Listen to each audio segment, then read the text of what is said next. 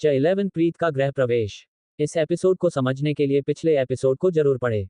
अब तक आपने पढ़ा। फेरे के लिए खड़े हो जाए अंडस्को, पंडित जी ने कहा।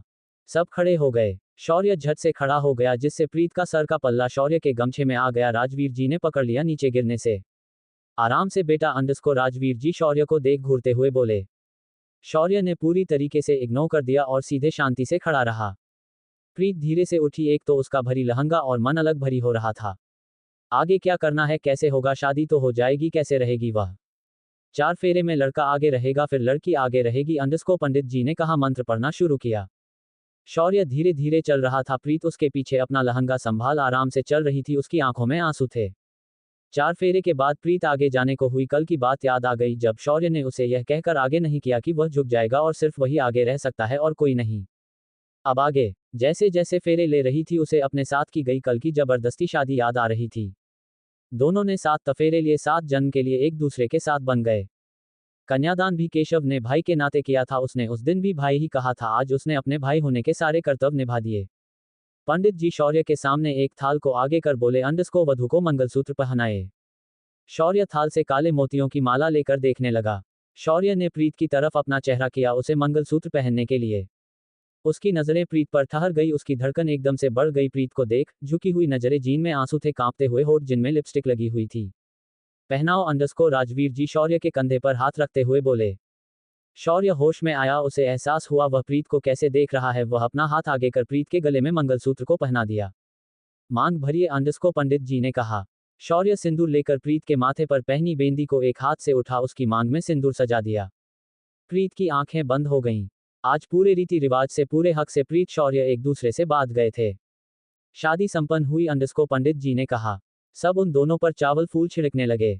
शिव माता पार्वती के सामने जाकर उनका आशीर्वाद लीजिए अपने नए जीवन शुरू करने के लिए, अंडस्को, पंडित जी ने कहा।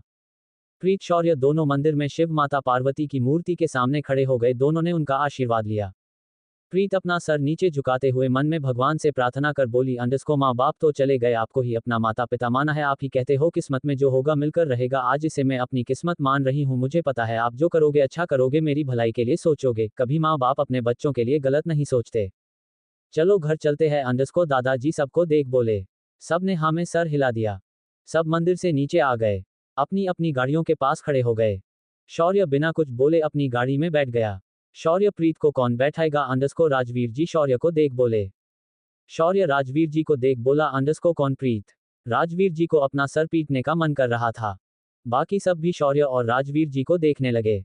तुम्हारी बीवी जो तुम्हारे पीछे खड़ी हुई है, अंडस्को, राजवीर जी शौर्य को देख थोड़ी तेज आवाज में बोले। अब सबको समझ आया उनकी भाभी का नाम प्रीत है और साथ में शौर्य को भी, जो उसके बाजू में उसकी खड़ी बीवी है, उसका नाम प्रीत है।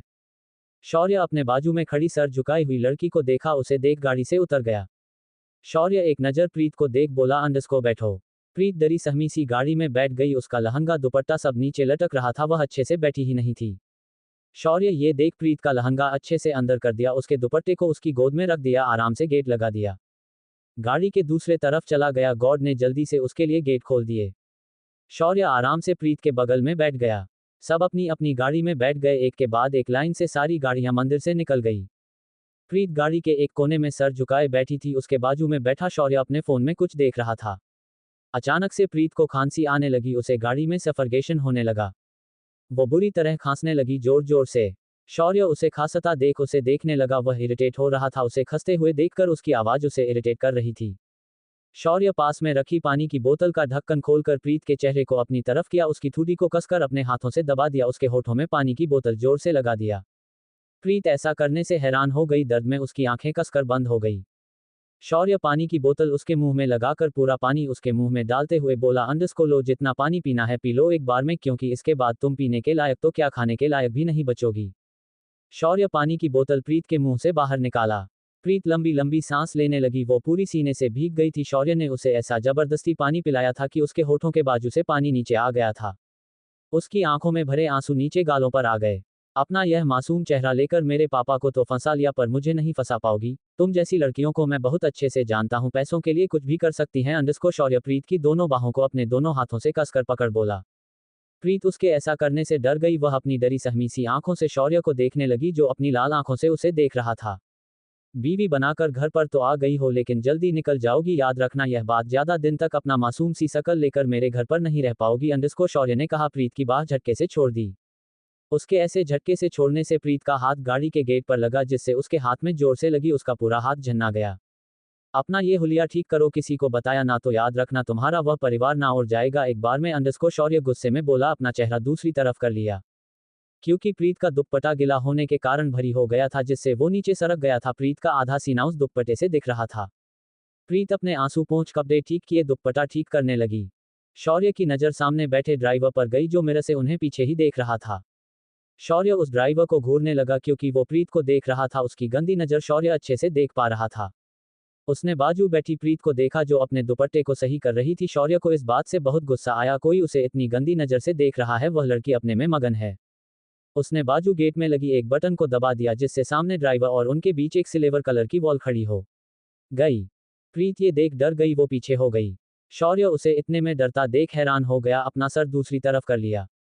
कुछ ही देर में उनकी गाड़ी रायजादा हाउस के बड़े से गेट से होते हुए अंदर निकली। प्रीत खिड़की से बाहर देख रही थी। इतने बड़े घर को देखकर वो हैरान हो गई।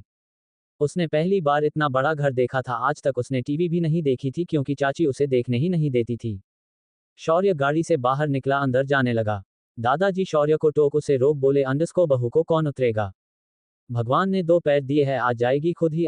शौर्य बिना कुछ बोले अंदर जाने लगा। रुको, पीछे से गाड़ी से उतरते हुए राजवीर जी ने कहा। बहू का हाथ पकड़ गेट के पास शांति से खड़े हो जाओ, जब तक गृह प्रवेश नहीं होगा दोनों अंदर नहीं आओगे। राजवीर जी ने अपनी रोब दर गुस्से थोड़ी तेज आवाज में बोले। शौर्य अपनी लंबी सांस लेते हुए वहीं शांति से खड़ा रहा। उसका मन कर रहा था यहां से कहीं भाग जाए, पर अपने पापा के कारण वह चुप था क्योंकि उसे पता था अभी वह कुछ बोलेगा या कुछ करेगा तो उसके पापा टेंशन लेने लगेंगे और फिर उन्हें हट में प्रॉब्लम होने लगेगी। शौर्य अपनी गाड़ी के पास आया, गाड़ी का गेट खोल प्रीत का हाथ कसकर पकड़ लिया, उसे गाड़ी से उतर दिया। प्रीत का लहंगा उसके पैर में फंस गया, वो शौर्य के सीने से जा लगी। शौर्य उसे संभलने लगा, उसकी कमर पर हाथ रख सीधा खड़ा किया। आराम से। शौर्य फिक्र करते हुए बोला। उसे बिल्कुल भी एहसास नहीं था कि उसने अभी फिक्र से उसे आराम से बोला है। प्रीत शौर्य को देखा जो उसे देख रहा था। शौर्य के सामने प्रीत छोटी सी बच्ची लग रही थी। प्रीत की हाइट लगभग शौर्य के सीने से भी नीचे थी।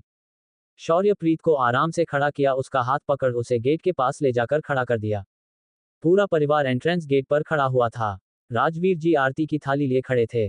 तुम्हें थोड़ा अटपटा लगता होगा ना, मैं आरती की थाली लेकर खड़ा हूँ, सास को ये सब करना चाहिए तो ससुर कर रहा है, हमारे यहाँ कोई औरत नहीं है इसलिए मैं तुम्हारी आरती कर रहा हूँ। राजवीर जी ने कहा।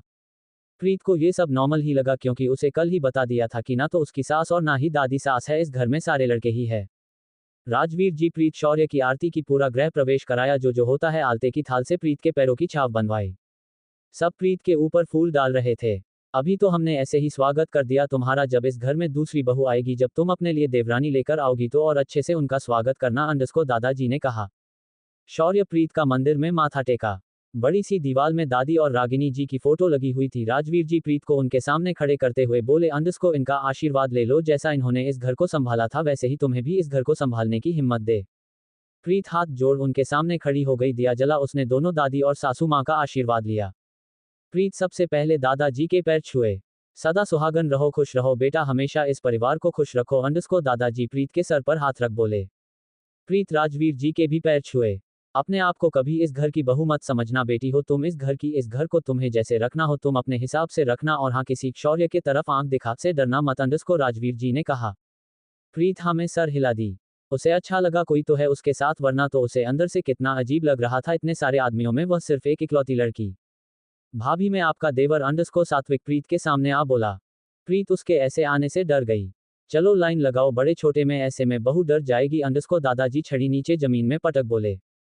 सारे लाइन लगा खड़े हो गए। सात्विक प्रीत की बात। इस एपिसोड को समझने के लिए पिछले एपिसोड को जरूर पढ़े। अब तक आपने पढ़ा। प्रीत राजवीर जी के भी पैर छुए। अपने आप को कभी इस घर की बहू मत समझना बेटी हो तुम इस घर की, इस घर को तुम्हें जैसे रखना हो तुम अपने हिसाब से रखना, और हाँ किसी शौर्य के तरफ आंख दिखा से डरना मत। राजवीर जी ने कहा। प्रीत हाँ में सर हिला दी। उसे अच्छा लगा कोई तो है उसके साथ, वरना तो उसे अंदर से कितना अजीब लग रहा था, इतने सारे आदमियों में वह सिर्फ एक इकलौती लड़की। भाभी मैं आपका देवर। सात्विक प्रीत के सामने आ बोला। प्रीत उसके ऐसे आने से डर गई। चलो लाइन लगाओ, बड़े छोटे में ऐसे में बहू डर जाएगी। दादाजी छड़ी नीचे जमीन में पटक बोले। सारे लाइन लगा खड़े हो गए। अब आगे लाइन से सारे लड़के खड़े हो गए। शौर्य सोफे में बैठा सबको देख रहा था। राजवीर जी के कारण वह वहां बैठा हुआ था, वरना अभी तक तो रूम में भाग जाता है।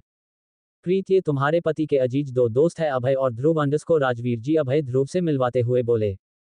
प्रीत अंडरस्कोर शौर्य धीरे से दिल में बुदबुदाया, कितना प्यारा सा 2 अक्षर का नाम प्रीत।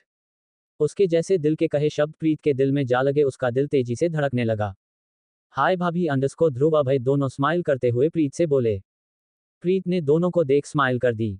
ये है कार्तिक, यही तुम्हारे पति को सबसे ज्यादा बिजी रखता है ऑफिस में अंडरस्कोर राजवीर जी कार्तिक के सामने प्रीत को ले जाते हुए बोले। अंकल अंडरस्कोर कार्तिक मुंह बना बोला। ये शौर्य का पा है और मेरे दोस्त का बेटा कार्तिक यही रहता है अपने साथ। मेरा दोस्त वह दोनों कार्तिक के मम्मी पापा आ नहीं पाए, इतनी जल्दी में शादी हो गई अंडरस्कोर राजवीर जी ने कहा। वेलकम भाभी, जब भी आपको किसी चीज की जरूरत हो तो मुझे याद करना अंडरस्कोर कार्तिक प्यार से प्रीत को देख बोला। प्रीत उसे देख स्माइल कर दी, अपना सर हाँ में दिला दी। इसे तो तुम जानती हो, इसने ही तुम्हारा कन्यादान किया है अंडरस्कोर राजवीर जी केशव से मिलवा बोले। प्रीत अपना सर उठा केशव को देखने लगी। ये केशव इस घर का सबसे रिस्पॉन्सिबल लड़का, जब भी तुम अपने पति या किसी और के बारे में जानना चाहो, वह कहाँ है, क्या कर रहा है, इससे पूछ लेना, इसे पूरे घर की खबर रहती है, कौन क्या कर रहा है, कब कहाँ जा रहा है, सब कुछ अंडरस्कोर राजवीर जी ने कहा। प्रीत झुककर केशव के पैर छूने लगी। केशव जल्दी से पीछे हो गया और प्रीत के हाथों को पकड़ते हुए बोला, अंडरस्कोर यह आप क्या कर रही है भाभी? माँ बाप के ना रहते आज मुझे यह एहसास नहीं दिलाया आपने कि मैं अनाथ हूँ अंडरस्कोर प्रीत अपना सर झुका बोली। सब उसकी बात सुन शांत हो गए, सबको ये पता चल गया प्रीत अनाथ है, उसकी मम्मी पापा नहीं है।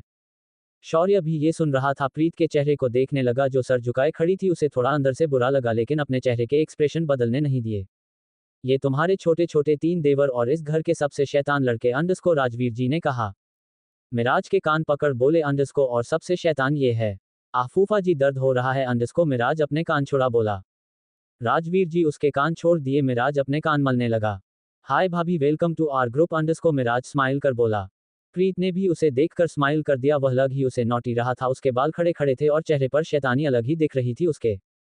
और यह है विराज, ये दोनों जुड़वा मिराज की तरफ इशारा कर है। इन तीनों में सबसे ज्यादा होशियार यह है जिसे कभी पता ही नहीं होता उसके आसपास क्या चल रहा है, यह अपने में ही मगन रहता है। जब सब कुछ हो जाता है तब पूछता है राम कौन और सीता कौन अंडरस्कोर राजवीर जी विराज का रोस्ट या तारीफ अब ये तो वही जाने, उन्होंने कहा। हाय भाभी अंडरस्कोर विराज अपनी शांत आवाज में प्रीत को देख बोला। ये है सात्विक, इसके पास और कोई काम नहीं है, बस सबसे लड़ता रहता है, इससे बच के रहना अंडरस्कोर राजवीर जी ने कहा। पापा मैं लड़ता नहीं हूँ अंडरस्कोर सात्विक मुंह बनाते हुए बोला। प्रीत को देख बोला, अंडरस्कोर भाभी वेलकम, आप मेरी दोस्त बन जाओ, हम दोनों मिलकर सबको परेशान करेंगे। अपना हाथ प्रीत की तरह बढ़ा दिया। प्रीत कभी सात्विक को देखती कभी उसके हाथ को, धीरे से अपना हाथ उठा उसके हाथ में रख दिया। आज से हम दोस्त, वैसे तो मेरा नाम सात्विक है पर सब मुझे प्यार से विक्की कहते हैं, आप भी मुझे विक्की कह सकते हो अंडरस्कोर सात्विक ने कहा। झट से प्रीत के गले लगा लिया। प्रीत उसके ऐसे अचानक गले लगाने से डर गई, वो आवक सी रह गई। सात्विक को महसूस हुआ कोई उसे गुस्से से घूर रहा है, उसने अपनी टेढ़ी नजर से गुस्से से लाल हुए चेहरे को देखा, जल्दी से प्रीत से दूर हो गया। अभी तो बस इतना ही, धीरे धीरे सबको पहचान जाओगी अंडरस्कोर राजवीर जी ने कहा। रूम में रेस्ट कर लो, खाना रूम में भिजवा देंगे अंडरस्कोर राजवीर जी ने कहा। शौर्य अपने रूम की तरफ जाने लगा, सीढ़ियां चढ़ रूम में जाने लगा। उसे लग रहा था राजवीर जी उसे रोकेंगे, इसलिए वो धीरे धीरे सीढ़ियां चढ़ रहा था। विकी जाओ अपनी भाभी को उनका रूम दिखा दो अंडरस्कोर राजवीर जी ने कहा। भाई का रूम अंडरस्कोर सात्विक ने कहा। नहीं, जो कल रूम रेडी हुआ है वो वाला अंडरस्कोर राजवीर जी ने कहा। पर अंडरस्कोर दादाजी बोलते बोलते रुक गया क्योंकि राजवीर जी ने उन्हें शांत रहने को कहा। राजवीर जी ने कहा, अंडरस्कोर बात बाद में करते हैं, पहले खाना खा ले। प्रीत को देख बोल, अंडरस्कोर खाना रूम में आ जाएगा, खाना खाकर आराम करना, किसी बात की चिंता मत करना। प्रीत हाँ में सर हिला दी। विक्की उसे नीचे वाले रूम में ले गया जो राजवीर जी ने कल ही उसके लिए रेडी करवाया था। इस शौर्य के रूम में क्यों नहीं भेजा अंडरस्कोर दादाजी राजवीर जी को देख बोले। जब तक ये दोनों एक दूसरे के साथ एक घर में कंफर्टेबल नहीं हो जाते एक रूम में नहीं रहेंगे अंडरस्कोर राजवीर जी ने सीढ़ियों पर खड़े शौर्य को देख बोला। दादाजी भी राजवीर जी की बात समझ में सबको देख बोल, अंडरस्कोर खाना खा लेते हैं। भाभी को क्यों रूम में भेज दिया मेरा, आज ने पूछा। सभी हमें सारे हाँ में सर हिला दिए, खाना खाने तो जा ही रहे थे तो फिर क्यों प्रीत को सबके साथ खाने को नहीं दिया और उसे रूम में भेज दिया। सबके मन में यही सवाल था। वह भी सबके साथ कंफर्टेबल नहीं है, अकेले में खाना खा लेगी, हमारे साथ अनकंफर्टेबल हो जाएगी और खाना भी नहीं खा पाएगी अच्छे से, इसीलिए उसे रूम में भेज दिया अंडरस्कोर राजवीर जी सबको देख बोले। सब ने हाँ में सर हिला दिया। खाना खाने बैठ गए, प्रीत के रूम में खाना भिजवा दिया। नीचे प्रीत का रूम। सात्विक प्रीत को लेकर रूम में आया। भाभी ये आपका रूम है अंडरस्को सात्विक अपने दोनों हाथ फैला बोला। प्रीत पूरे रूम को देखने लगी। एक तो उसने पहली बार इतना बड़ा घर देखा था और ऊपर से इतनी महंगी महंगी चीजें और अब ये रूम भी इतना बड़ा रूम था कि उसका पूरा एक घर उस रूम में आ जाएगा। भाभी आप चेंज कर लो आपके कपड़े अलमारी में है खाना बस आता ही होगा अंडरस्को सात्विक प्यार से प्रीत को देख बोला। प्रीत सात्विक की बात सुन उसे देखने लगी जो उसे देख रहा था। हाँ मैं जानता हूँ आप थोड़ी अनकंफर्टेबल हो रहे हो ना इतने सारे लड़कों के साथ पर मैं सच कह रहा हूँ यहाँ पर सिर्फ आप ही इकलौती लड़की हो बाकी सब लड़के यहाँ तक कि सर्वेंट भी अंडरस्को सात्विक ने कहा बेड पर बैठ गया। ऐसा क्यों अंडरस्को प्रीत अपनी प्यारी सी आवाज में धीरे से बोली। ये तो मुझे भी नहीं पता लेकिन माँ के जाने के बाद कहते हैं यहाँ कोई औरत नहीं आई किसी के कदम ही नहीं रखे इस घर में अंडरस्को सात्विक ने कहा। आप इनके भाई हो अंडरस्को प्रीत धीरे सात्विक को देख बोली। हाँ पर यह बात बाहर किसी के सामने मत बोलना स्पेशली भाई के सामने तो बिल्कुल भी नहीं क्योंकि जितना प्यार भाई मुझसे करते हैं उतना ही प्यार मिराज विराज और अभय भाई ध्रुव भाई केशव भाई कार्तिक भाई और सबसे करते हैं अंडरस्को सात्विक ने कहा। मामा मामी का एक कार एक्सीडेंट में डेथ हो गई थी तब से दोनों यही रहते हैं अंडरस्को सात्विक ने कहा। केशव भाई पापा को तब मिले थे जब वह किसी काम से बाहर गए हुए थे। उन्हें केशव भाई एक ब्रिज के पास मिले थे जो राह चलते लोगों से पैसे मांग रहे थे कुछ खाने के लिए तो पापा उन्हें अपने साथ ले आए तब से भाई हमारे साथ रहते हैं और भाई के बॉडीगार्ड भी है इसीलिए पापा ने कहा कि जब भी भाई कहीं बाहर जाएं तो केशव भाई उनके छांव की तरह पीछे चलते हैं अंडरस्को सात्विक ने कहा। प्रीत सात्विक की बातें गौर से सुन रही थी। बताओ इस घर में किसी अनाथ बच्चों को लाकर उसे पाल पोस कर बड़ा किया और इतने अच्छे से रख रहे हैं और एक उसके घर में सगे भाई की बेटी के ऊपर इतने अत्याचार उसके ही घर में रहकर उसे ही कितना सुनाया जाता था। और कार्तिक भाई यहाँ पर भाई से बिजनेस सीखने आए थे लेकिन उन्हें भाई के साथ काम करना इतना पसंद आया कि वह यही रह गए उनके मम्मी पापा उन्हें बुलाते हैं लेकिन वह जाते ही नहीं है क्योंकि उन्हें यहाँ अच्छा लगता है अंडरस्को सात्विक खड़ा होता हुआ बोला। एक सर्वेंट खाना अंदर ले आया। सात्विक खाना वही रखवा प्रीत से बोला अंडरस्को अब तो आपको यही रहना है हमेशा के लिए तो आप धीरे धीरे सबको जान जाओगे। प्रीत सात्विक को देख स्माइल कर दी। सात्विक रूम से बाहर जाते जाते बोला अंडरस्को किसी भी चीज की जरूरत है तो आप हमें आवाज दे देना हम लोग आ जाएंगे आपके पास। प्रीत हाँ में सर हिला दिया। गेट लगा लिया गेट से टिक कर खड़ी हो गई। अपने आंसू जो इतनी देर से उसने संभाल कर रखे थे उसकी आंखों से बाहर आ गए वह वहीं बैठकर जोर जोर से रोने लगी। मेरे साथ ही क्यों भगवान जी मैंने किसी का क्या बिगड़ा है। हर चीज तो आप अच्छी देते हो लेकिन जिससे उम्मीद रहती है वही मुझसे उम्मीद क्यों तोड़ देता है अंडरस्को प्रीत रोते हुए बोली। नहीं प्रीत तू रो नहीं सकती ऐसे तुझे लड़ना है अब तुझे स्ट्रांग रहना है कितना अच्छा परिवार मिला है तुझे सब तुझे कितने अच्छे से बात करते हैं बस भगवान जी आपसे यही प्रार्थना है सब ऐसे ही रहे मेरा सपना फिर से मत तोड़ देना कभी परिवार का प्यार नहीं मिला इस परिवार को देखकर लग रहा ये परिवार होता है साथ मिलकर साथ रहना अंडरस्को प्रीत अपना आंसू पोंछ बोली। अलमारी के पास चली गईं। सात्विक में जैसे बताया था अलमारी में ढेर सारे कपड़े रखे हुए थे सूट साड़ी हर चीज जैसे वह पहनती है। कल राजवीर जी ने उसे बताया था और शाम को डिजाइनर भेजा था प्रीत का नाप लेने के लिए। इतने सारे कपड़े ये तो मेरे मरते दम तक खत्म नहीं होंगे अंडरस्को प्रीत सारे कपड़े देख बोली द्वारा ड्रोज खोला उसमें उसके लिए सैंडल मेकअप का सामान जो वह बिल्कुल उसे नहीं करती उसके एसेसरीज गहने लड़कियों के सारे सामान रखे हुए थे आज तक प्रीत ने कभी देखा ही नहीं था। इतना सारा सामान लाने की क्या जरूरत थी मैं तो 2 कपड़ों में ही चला लेती अंडरस्को प्रीत अपने मन ही माँ बोली उसने पहली बार इतने सारे कपड़े देखे थे क्योंकि हमेशा से वो अपनी चाची की बेटी के कपड़े पहनती थी जो वह 2-3 साल चलती थी। चाचा उसे दूसरे कपड़े तब ही देती थी उनकी बेटी रिजेक्ट करती थी कपड़े। सोना हमेशा कपड़ों के बदले उससे बहुत सारा काम करवाती थी CH13 हीर का पहला एक्सपीरियंस। इस एपिसोड को समझने के लिए पिछले एपिसोड को जरूर पढ़े।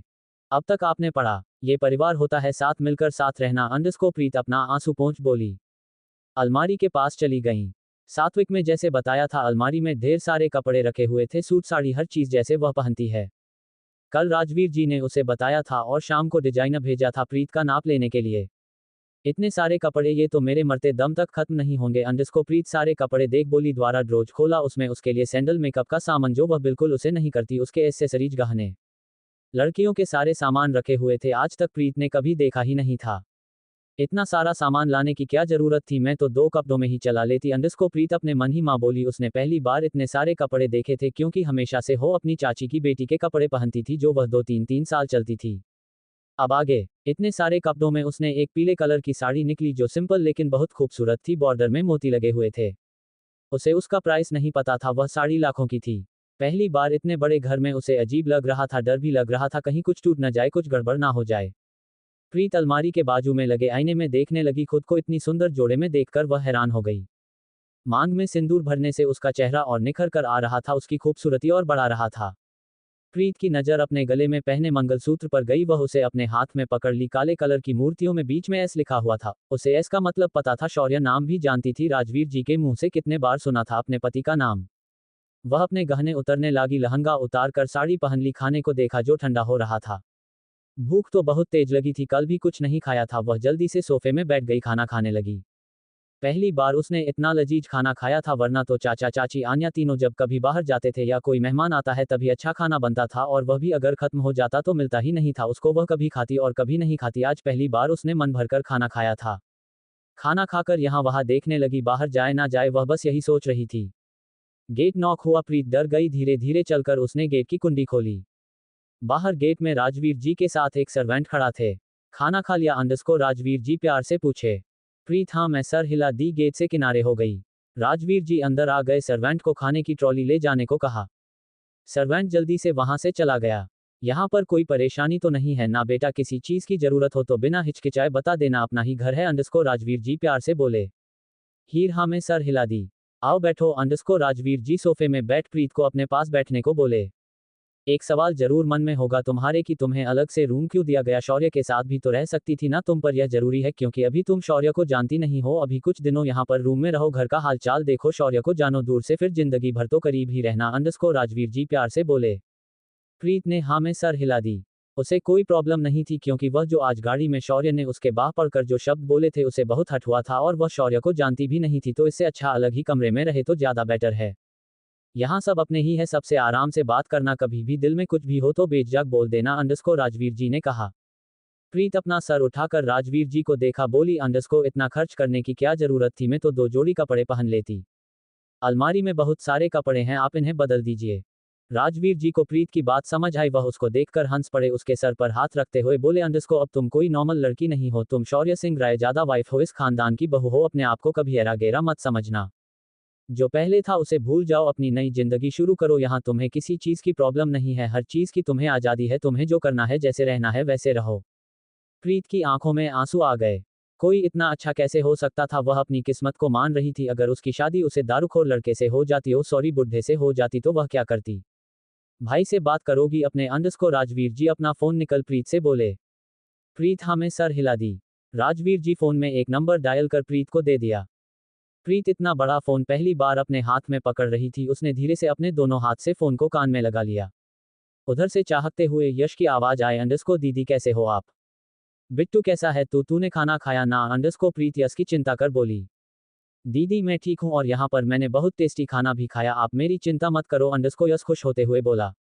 आप कैसे हो और जीजू वो कैसे है? अंडरस्को यश ने कहा। यश के मुंह से जीजू सुनकर प्रीत को पता नहीं कैसा लगा। वह क्या कहती है अपने भाई से कि उसके और उसके जीजू का रिश्ता कैसा है, तो उसे खुद भी नहीं पता ना वह उसे जानती है। उसने धीरे से कहा अंडरस्को मैं ठीक हूँ और वो भी। जब मेरा ऑपरेशन हो जाएगा ना, जब मैं चलने लगूंगा, तब मैं जीजू से मिलने जरूर आऊंगा और उन अंकल को भी थैंक यू बोलना जिन्होंने हमें यहाँ इतने अच्छे से रखा है। अंडरस्को यश खुश होकर बोला। हाँ मैं बोल दूंगी अंडरस्को प्रीत धीरे से बोली। दीदी डॉक्टर अंकल फोन मांग रहे हैं, मैं फोन रख रहा हूँ। आप अपना ध्यान रखना, मेरी चिंता मत करना, मैं यहाँ पर ठीक हूँ अंडरस्को यश ने कहा। प्रीत ने हाँ कहा। अंडरस्को डॉक्टर अंकल की सारी बातें मानना, जो बोले वैसी दवाई खाना, नखरे मत करना किसी चीज में और ज्यादा परेशान भी नहीं करना। तुम्हारी दीदी तुमसे मिलने जरूर आएगी बाद में। यश ने हाँ कहकर फोन रख दिया। प्रीत राजवीर जी को फोन दे दिया। अब कैसा लग रहा है भाई से बात कर? अंडरस्को राजवीर जी ने कहा। प्रीत ने हाँ में सर हिला दिया। उसे अब सच में बहुत अच्छा लग रहा था। अपने भाई की इतनी देर से टेंशन हो रही थी वह अब मिट चुकी थी। राजवीर जी उसके सर पर हाथ रख बोले अंडरस्को अब आराम करो। प्रीत ने हाँ में सर हिला दिया। घड़ी में देखा जिसमें अभी रात के 8 बज रहे थे। खाना तो सबका जल्दी ही हो गया था, आज थक भी गए थे तो जल्दी सोने चले गए। सीढ़ियों से लेफ्ट साइड। इस लेफ्ट साइड में कोई भी रूम नहीं था, सिर्फ एक रूम के अलावा जो कि शौर्य का रूम था। बाकी सारे रूम सीढ़ियों के राइट साइड ही थे। यहाँ सिर्फ और सिर्फ शौर्य का कमरा था। बस उसे हल्ला गुल्ला पसंद नहीं था, न किसी का डिस्टर्ब करना। रूम के बाहर गेट में एक पासवर्ड का लॉक लगा लिया हुआ था, या तो पासवर्ड डालो या फिर फिंगरप्रिंट। उस रूम के अंदर पूरा अंधेरा था, कुछ भी नहीं दिख रहा था। थोड़ा दूर हल्की सी एक रेड लाइट जल रही थी जिसमें एक आदमी नीचे जमीन में लेटा पुशअप कर रहा था। उसके कुछ दूरी में एक रोबोट खड़ा हुआ था जो गिन रहा था उसके पुशअप। 105 मास्टर आज अपने रिकॉर्ड तोड़ दिया अंडरस्को रोबोट अपनी आवाज में बोला। लड़का नीचे जमीन में पेट के बाल लेट गया। रोबोट उसके पास आया, हाथ में पानी की बोतल, दूसरे हाथ में टॉवल अपने मास्टर की तरफ कर दिया। मास्टर पर्सपरेशन मतलब पसीना आ रहा है अंडरस्को रोबोट ने कहा। लड़का खड़ा हुआ, उसके हाथ में टॉवल से अपना मुंह पोंछा और पानी की बोतल खोलकर पूरा अपने ऊपर डाल लिया। अंदर तो आ गई, मेरे घर वालों को अपनी तरफ भी कर लिया, पर ज्यादा दिन तक नहीं, क्योंकि मैं ये होने नहीं दूंगा। अपने घर से ये गंदगी जल्दी उखड़ फेंकूंगा। ये शौर्य सिंह रायजादा का वादा है खुद से, अंडरस्कोर लड़के ने खुद से कहा। हैश समझ ही गए होगे ये शौर्य था। हाँ, अब ये मत बोलना कि शौर्य का कमरा है तो वही रहेगा ना। शौर्य सिंह रायजादा कभी किसी के बारे में नहीं सोचता, उसके लिए उसकी फैमिली, उसका बिजनेस बस मायने रखते हैं, अंडरस्कोर शौर्य खुद से बोला। पहनी पहनी ब्लैक कलर की टी शर्ट उतार दिया। उसके सिक्स पैक एब्स सामने नजर आने लगे, उसके कसे हुए मसल, सीने में बना शेर का टैटू जो मुंह फाड़े बस किसी का शिकार करने को तैयार था। अपनी टी शर्ट वही नीचे जमीन में फेंक वॉशरूम चला गया। उसे उस छोटी सी रेड लाइट में सब कुछ दिख रहा था, उसकी आंखें, कान, नाक सब बहुत शार्प था।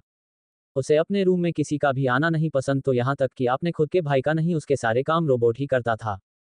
रोबोट टी शर्ट उठाकर एक बकेट में डाल दिया। शौर्य शावर के नीचे खड़ा हुआ था, उसके पूरी बॉडी में पानी बह रहा था। अपने बालों को ऊपर वो शावर लेने लगा।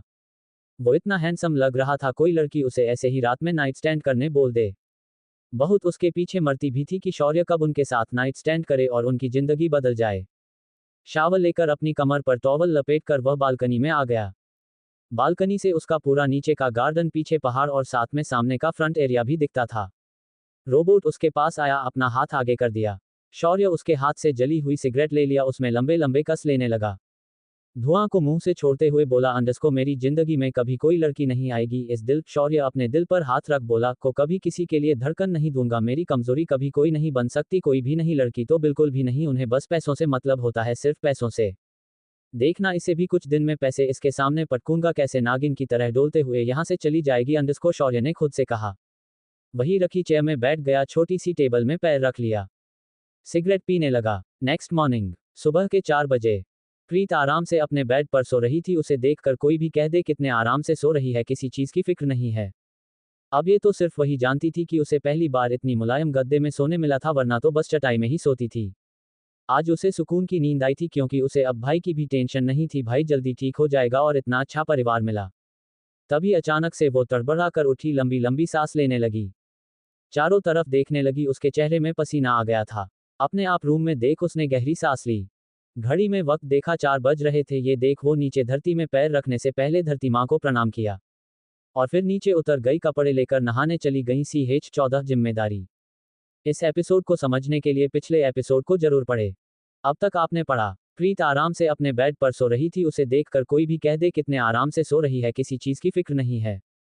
अब ये तो सिर्फ वही जानती थी कि उसे पहली बार इतनी मुलायम गद्दे में सोने मिला था, वरना तो बस चटाई में ही सोती थी। आज उसे सुकून की नींद आई थी, क्योंकि उसे अब भाई की भी टेंशन नहीं थी। भाई जल्दी ठीक हो जाएगा और इतना अच्छा परिवार मिला। तभी अचानक से वो तड़बड़ा कर उठी, लंबी लंबी सांस लेने लगी, चारों तरफ देखने लगी। उसके चेहरे में पसीना आ गया था। अपने आप रूम में देख उसने गहरी सांस ली। घड़ी में वक्त देखा, 4 बज रहे थे। ये देख वो नीचे धरती में पैर रखने से पहले धरती माँ को प्रणाम किया और फिर नीचे उतर गई, कपड़े लेकर नहाने चली गईं।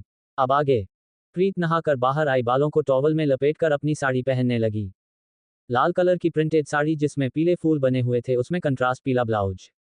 प्रीत अपने निकले घने बालों को सूखने लगी। आईने के सामने खड़ी होकर खुद को देखने लगी। मांग में लगा सिंदूर धुल गया था, उसकी कुछ छाप छूट गई थी लाल कलर की। वह अपने बालों को कंघी कर मांग में सिंदूर भर ली। चूड़ियां उसने वही पहनी हुई थी। अपने सर पर पल्लू लेकर कमरे से बाहर निकल गई। पूरे हॉल की लाइट जली हुई थी, सर्वेंट काम कर रहे थे, पोछा झाड़ू, सुबह से ही उनका काम शुरू हो गया था। प्रीत सबको देख अपने मन में बोली, अंडरस्को क्या ये लोग सोते नहीं है कभी। तभी उसे CDO से आवाज आई, कितने आलसी हो गए हो तुम लोग, उठो हमें जिम चलना है। अंडरस्को कार्तिक CDO के पास खड़ा बोल रहा था।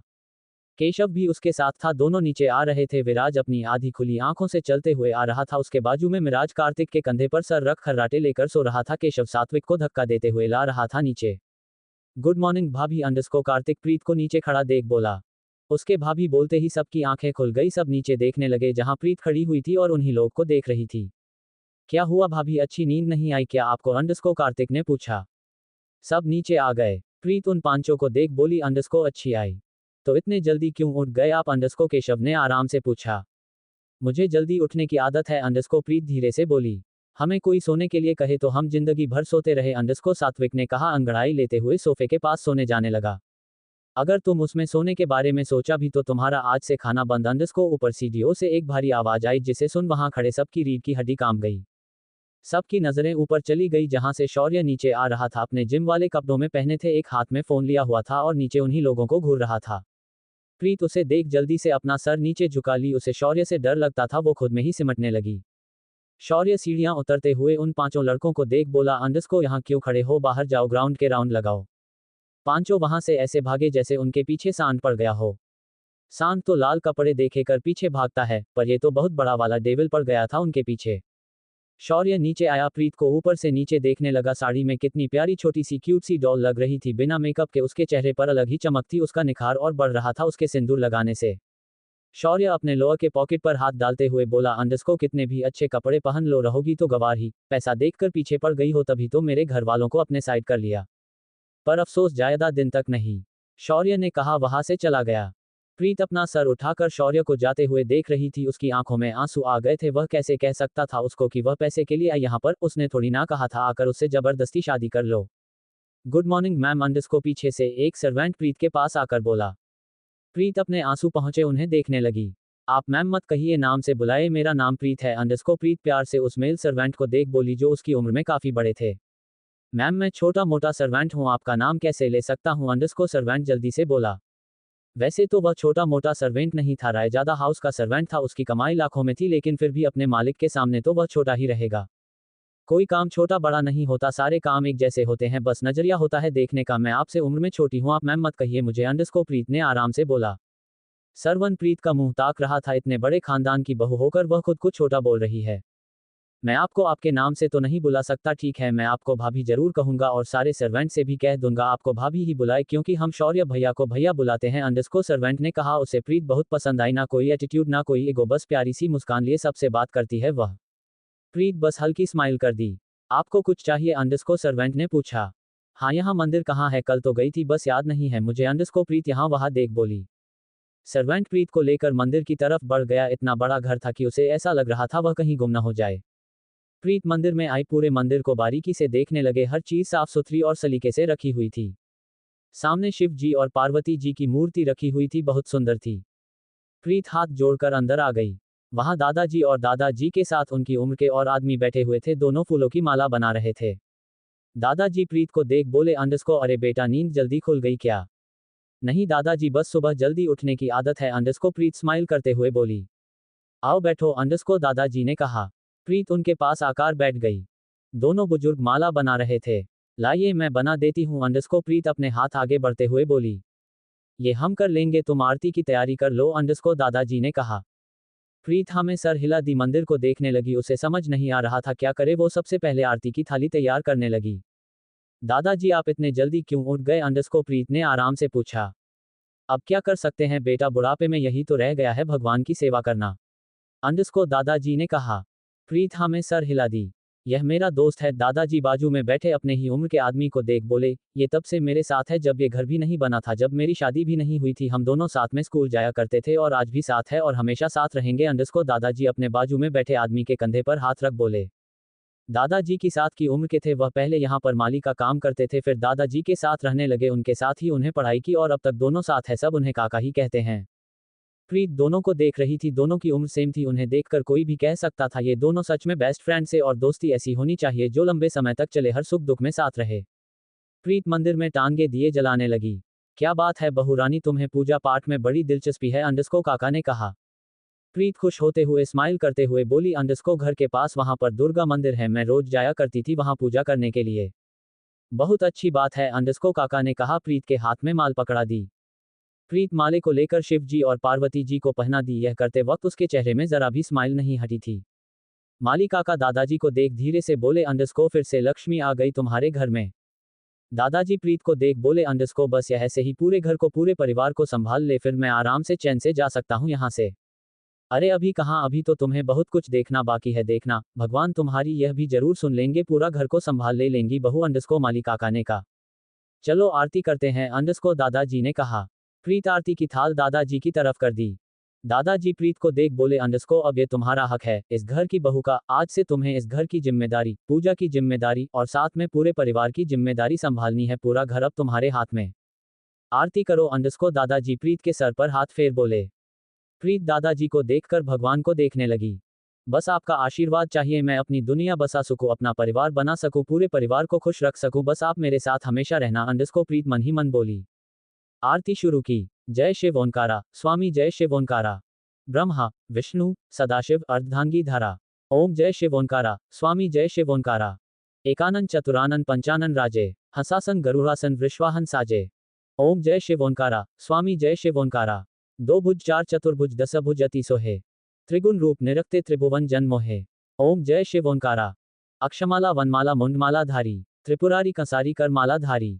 ओम जय शिव ओंकारा। श्वेतांबर पीतांबर बाघंबर अंगे, संकादिक गरुनादिक भूतादिक संगे। ओम जय शिव ओंकारा। कर के मध्य कमंडलु चक्र त्रिशूलधारी, सुखकारी दुखारी जगपालनकारी। ओम जय शिव ओंकारा। ब्रह्मा विष्णु सदाशिव जानत अविवेका, प्रणवाक्षर के मध्य ये तीनों एका। ओम जय शिव ओंकारा। त्रिगुण स्वामी जी की आरती जो कोई नर गावे, कहत शिवानंद स्वामी मनवांछित फल पावे। ओम जय शिव ओंकारा। स्वामी ओम जय शिव ओंकारा। सब हाथ जोड़ मंदिर में खड़े थे। आज कई सालों बाद आरती की आवाज सुनाई दे रही थी इस घर में। दादाजी कहाँ आरती कहाँ गाते थे, बस पूजा ही कर लेते थे या फिर टेप में आरती लगा देते थे। सारे सर्वेंट हाथ जोड़ खड़े थे। हीर आरती खत्म कर सबको आरती दी। प्रसाद की थाल उठा सबको प्रसाद देने लगी। दादाजी के पैर छूकर उसने आशीर्वाद लिया। सदा सुहागन रहो। अंडरस्कोर दादाजी प्रीत के सर पर हाथ रखते हुए बोले। प्रीत के चेहरे में स्माइल आ गई। वह माली काका को प्रसाद देकर उनके पैर छूने के लिए झुक गई। बहू रानी ये क्या कर रही हो? अंडरस्कोर माली काका पीछे हो गए। आपके पैर छू रही हो? अंडरस्कोर प्रीत आराम से बोली। पर क्यों, मैं तो सीधा साधा नौकर हूं बेटा, मेरे क्यों पैर छूना? अंडरस्कोर काका ने कहा। अभी दादाजी ने कहा ना, आप उनके साथ बचपन से हैं, आप उनके दोस्त हैं, तो हिसाब से आप भी तो दादाजी हुए ना। अंडरस्कोर प्रीत आराम से बोली।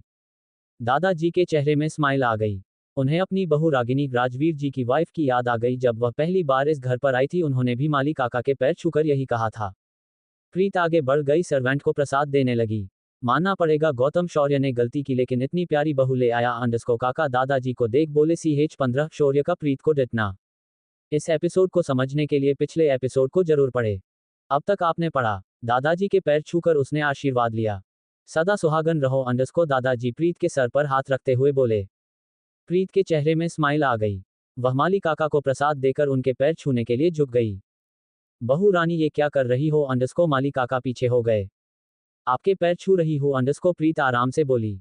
पर क्यों, मैं तो सीधा साधा नौकर हूं बेटा, मेरे क्यों पैर छूना? अंडरस्कोर काका ने कहा।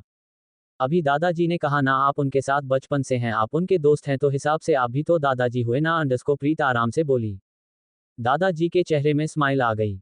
उन्हें अपनी बहू रागिनी राजवीर जी की वाइफ की याद आ गई। जब वह पहली बार इस घर पर आई थी उन्होंने भी माली काका के पैर छूकर यही कहा था। प्रीत आगे बढ़ गई, सर्वेंट को प्रसाद देने लगी। मानना पड़ेगा गौतम शौर्य ने गलती की, लेकिन इतनी प्यारी बहू ले आया। अंडरस्कोर काका दादाजी को देख बोले। अब आगे। राजवीर जी अभी अपने रूम से बाहर निकले। प्रीत को सभी सर्वेंट को प्रसाद देते देख मंदिर में ही आ गए। मुझे भी मिलेगा प्रसाद? अंडरस्कोर राजवीर जी हाथ आगे कर बोले। प्रीत उनकी आवाज सुन उन्हें देखने लगी। स्माइल करते हुए उन्हें भी प्रसाद देकर पैर छू लिए। खुश रहो। अंडरस्कोर राजवीर जी ने कहा। दादाजी और राजवीर जी दोनों सोफे में बैठ गए। काका पीछे अपने घर चले गए। उनका पीछे घर भी था जिसमें उनके बेटे और बहू साथ में रहते थे। सेफ हॉल में आया दादाजी और राजवीर जी। अंडरस्कोर सर नाश्ते में क्या बनना है? क्या मैं नाश्ता बना दूं? अंडरस्कोर हीर हिचकी चाहते हुए राजवीर जी और दादाजी को देखा बोली। हाँ बेटा क्यों नहीं, अब ये घर तुम्हारा है और अभी मैंने कहा ना, अब इस घर की जिम्मेदारी तुम्हारी है, तुम्हें जैसा करना तुम करो। तुम इन्हें ऑर्डर भी दे सकती हो और साथ में हमें भी ऑर्डर दे सकती हो। जाओ जो बनाना हो बना लो, ये लोग मदद कर देंगे तुम्हारी। अंडरस्कोर दादाजी ने कहा। प्रीथा ने सर हिलाकर सेफ को चलने का इशारा किया। उसके पीछे किचन में चली गईं। हीर किचन में आई। वो पूरी किचन देख रही थी। सच में उसका ससुराल इतना अमीर है, इतना बड़ा किचन है यहाँ पर कि 2 कमरे आराम से आ जाएंगे। तरह तरह की मशीन क्या करते होंगे इससे? अंडरस्कोर हीर पूरे किचन को देख बोली। 2 सेफ खड़े होकर सर झुका बोले। अंडरस्कोर भाभी हम आपकी क्या हेल्प कर सकते हैं? हर को अच्छा लगा कि सबने उसे भाभी का, इसका मतलब साफ था सर्वेंट ने सबको कह दिया था कि वह प्रीत को भाभी कहें। प्रीत ने उन्हें देखकर कहा। अंडरस्कोर मैं आपको कुछ सामान बोलती हूँ, आप मुझे निकाल दीजिए, आज मैं नाश्ता बनाऊंगी। सेफ ने हाँ में सर हिला दिया। प्रीत गैस के पास आई। उसे समझ ही नहीं आता गैस चालू कहाँ से होना है। उसने पहली बार ऐसा गैस देखा था। वह नीचे ऊपर झांक कर देखने लगी। ये यहाँ से होता है? अंडरस्कोर सेफ आराम से बोला। उसने सारे तकनीक बताए वहाँ के गैस कैसे चालू होता है, मशीन के बारे में सब कुछ। प्रीत आराम से और अपना दिमाग खोलकर सब कुछ सुन रही थी। यहाँ सबको क्या पसंद है? अंडरस्कोर प्रीत ने पूछा। सर्वेंट एक एक कर सबकी पसंद की डिश बताने लगा। और इनकी अंडरस्को प्रीत धीरे से बोली। किसकी अंडरस्को सेफ ने पूछा। मेरे हस्बैंड की अंडरस्को प्रीत ने आराम से पूछा। मेरे हस्बैंड बोलते वक्त उसका दिल तेजी से धड़क रहा था। मैम सर को वेजिटेबल सूप ज्यादा पसंद आता है और सैलेड उनका शेफ अलग है, अंडरस्को सेफ ने कहा। प्रीत हाँ में सर हिला दी। एक एक कर सारा सामान मांगने लगी। वह ये भी देख रही थी कि सैफ सामान कहाँ से निकल रहे हैं, वह चीज जो वह मांग रही है। हीर दोनों साइड कढ़ाई को चढ़ा आटा गूंथने लगी। एक साइड चाय और एक साइड काफी चढ़ा दी। 4 गैस थे। उसकी इतनी स्पीड देखकर सैफ हैरान थे। हे प्रीत की उम्र कितनी छोटी सी लग रही थी, लेकिन उसका काम वह इतनी स्पीड में कर रही थी कि उसे सिर्फ आटा गूंथने में सिर्फ 2 से 3 मिनट लगा होगा और उसे इतना सारा आटा गूंथकर उसमें आलू गूंथ के पराठे भी देखना स्टार्ट कर दी। सैफ को उसकी स्पीड देखकर लग रहा था शायद अब उनकी नौकरी जाने वाली है। 1 घंटे बाद प्रीत सारा खाना बना फ्री हुई। पूरे खाने को देखा। आप भी बाहर चलिए, हम खाना बाहर ले आते हैं, अंडरस्को सैफ ने कहा। प्रीत हाँ में सर हिला दी। अपने आप को देखा, पूरे में आटा लगा था, साड़ी में भी। वो किचन से निकलकर अपने रूम में चली गईं। अभी सब जिम से लौटकर रूम में नहाने गए थे। कुछ देर में सब डाइनिंग हॉल में चेयर में बैठे हुए थे। प्रीत किनारे खड़ी सबको देख रही थी। आओ बेटा तुम भी बैठ जाओ, अंडरस्को दादाजी प्रीत को किनारे खड़े देख बोले। आप लोग पहले खाएं, मैं बाद में खा लूंगी, अंडरस्को हीर दादाजी की प्लेट में पराठे रख बोली। अरे वाह पराठे, अंडरस्को सात्विक लंबी सांस लेकर बोला। प्रीत स्माइल कर उसकी प्लेट में भी पराठे रख दी। भाभी में भी, अंडरस्को मिराज अपनी प्लेट उठकर प्रीत को दिखा बोला। प्रीत पराठे सबको परोसने लगी। शौर्य कहाँ रह गया, अंडरस्को राजवीर जी ने कहा। जब तक सब लोग नहीं आ जाते खाना स्टार्ट नहीं हो सकता, इस घर का नियम था। इतना टेस्टी खाना खाना देखकर मुझे तो वेट ही नहीं हो रहा है, मैं खाना स्टार्ट कर रहा हूँ, भाई जब आएंगे अपना घासपुश खाते रहेंगे, अंडरस्को सात्विक ने कहा। अपने मुंह में पराठे का टुकड़ा तोड़ डालने ही वाला था, ऊपर सीढ़ियों से भारी गुस्से भारी आवाज आए, अंडरस्को किसकी इतनी हिम्मत हो गई इतना ऑयली नाश्ता बनाने की, अंडरस्को ऊपर से शौर्य नीचे आ रहा था, उसकी नजरें डाइनिंग हॉल में ही थी। ओ शीट भाई आ गए, सब छुपा लो, कुछ खाने नहीं मिलेगा फिर, अंडरस्को सात्विक मिराज दोनों पराठा अपने पॉकेट में भरने लगे। प्रीत उन्हें देख रही थी, वह रोकने वाली थी उन्हें, पर शौर्य के वहां रहते उसके मुंह से आवाज ही नहीं निकल रही थी। शौर्य नीचे आया, वो पूरा ऑफिस के लिए रेडी था। ब्लैक 3 पीस सूट, हाथ में वॉच, बालों को अच्छे से सेट कर जेल लगाया हुआ था, ब्लैक लेदर के शूज, हाथ में लैपटॉप बैग। किचन की तरफ देखकर जोर से आवाज लगाते हुए बोला, अंडरस्को बाहर आओ। किचन से तीनों शेफ जल्दी से बाहर आए, अपना सर झुकाकर डाइनिंग टेबल के पास खड़े हो गए। शौर्य इतना ऑल नहीं है, नॉर्मल है, इतना हाइपर होने की जरूरत नहीं है, अंडरस्को राजवीर जी ने आराम से कहा। वह बिल्कुल नहीं चाहते थे शौर्य सेफ पर या फिर किसी और पर गुस्सा करें। आप तो चुप ही रहिए, आपको कभी अपनी हेल्थ की चिंता रही है, अंडरस्को शौर्य गुस्से में राजवीर जी को देख बोला। वह सब चीज से कॉम्प्रोमाइज कर सकता था, पर राजवीर जी और दादाजी की हेल्थ से बिल्कुल भी नहीं। ये सब किसने बनाने बोला था, मना किया था ना, इस घर में औरल का खाना कुछ भी नहीं बनेगा, अंडरस्को शौर्य सेफ को देख गुस्से में बोला। उसकी आंखें लाल हो रखी थी। प्रीत उसे देख डर गई, उसका रोने जैसा चेहरा हो गया, खाना तो उसने बनाया था। सेफ के मुंह से कुछ निकल ही नहीं रहा था। वो बहुत अच्छे से जानते थे शौर्य का गुस्सा कैसा है, उनकी एक गलती में वो खड़ा खड़ा फायर कर देता। प्रीत सेफ पर उसे गुस्सा होते देख अपना सर झुका, धीरे से बोली, अंडरस्को ये सब मैंने बनाया है। सब उसकी तरफ देखने लगे। राजवीर जी ने अपना सर पीट लिया, वह मन मन बोले, अंडरस्को प्रीत को बोलने की जरूरत क्या थी, अब तो वह गई, कोई नहीं बचा सकता उसे उनके बेटे से। ओ तो आप है मिस, अंडरस्को शौर्य प्रीत को घूरते हुए बोला। उसके ऐसे घूरने से प्रीत अंदर तक हिल गई, भले ही उसका सर झुका हो, पर वो शौर्य की प्रेजेंस में भी डर रही थी। मिस नहीं मिसेज, अंडरस्को राजवीर जी थोड़ा तेज आवाज में बोले। आप तो कुछ बोलिए ही मत, अपना मुंह बंद रखिए, और इस लड़की की तरफदारी करने की बिल्कुल भी जरूरत नहीं है, मेरे सामने तो बिल्कुल भी नहीं, बहुत अच्छे से जानता हूं मैं इन जैसी लड़कियों को, पैसों के लिए कुछ भी कर सकती हैं, अंडरस्को शौर्य हीर को देख बोला जो खड़ी खड़ी कांप रही थी। जरूर इसका ही प्लान होगा, आप लोगों की हेल्थ से खिलवाड़ करने का, आप लोगों की तबीयत खराब होगी और कुछ होगा और पूरा पैसा तो इसके पास ही आएगा, यही सोचा था ना तुमने, अंडरस्को शौर्य गुस्से में चिल्लाते हुए बोला। वो प्रीत की तरफ बढ़ा। शौर्य अंडरस्को राजवीर जी दादाजी दोनों अपनी जगह खड़े हो गए, चिल्लाते हुए गुस्से में बोले। उन दोनों को बिल्कुल भी पसंद नहीं आया कि शौर्य प्रीत से ऐसी बात कर रहा है। कहा न चुप रहिए, अंडरस्को शौर्य दोनों को अपनी लाल आंखों से देख बोला। प्रीत डर से कांप रही थी और शौर्य के शब्द अलग उसके अंदर किसी कांच की तरह लग रहे थे। बोलो मारना चाहती हो ना, हम सबको कुछ मिलाया है क्या इसमें, अंडरस्को शौर्य प्रीत को घूरते हुए बोला। प्रीत के सामने जाकर खड़ा हो गया। प्रीत अपना सर झुकाए खड़ी थी, शौर्य को पास आता देख डर गई, उसके कदम न आगे बढ़ रहे थे न पीछे। बोलो, अंडरस्को शौर्य चिल्लाते हुए बोला। प्रीत अपना सर उठाकर डरते हुए शौर्य को देख बोली, अंडरस्को न ही मैं ने कु छ छ न ही मी ला या। प्रीत का पूरा चेहरा रोने से लाल हो गया था, आंखों में आंसू बाहर आ रहे थे, वो पूरा कांप रही थी। भाई रिलैक्स, वो कितना डरी हुई है, अंडरस्को केशव शौर्य के पास आकर बोला। प्रीत की हालत एक सबको तरस आ रहा था उसके ऊपर, लेकिन वह शौर्य का गुस्सा भी जानते थे। अपने इन आंसुओं को देखा मेरे पूरे परिवार को फंसा लिया तो क्या सोचती हो मुझे भी फंसा लोगी, तो अपनी गलतफहमी निकाल दो, शौर्य चुटकी बजाते हुए बोला। सिर्फ कुछ दिनों की मेहमान हो बस, अंडरस्को शौर्य गुस्से में बोला। वहां से बाहर जाने लगा। ये सारा खाना फेंक दो, कूड़े में डाल दो, कोई भी मत खाना, अंडरस्को शौर्य गेट से बाहर निकल बोला।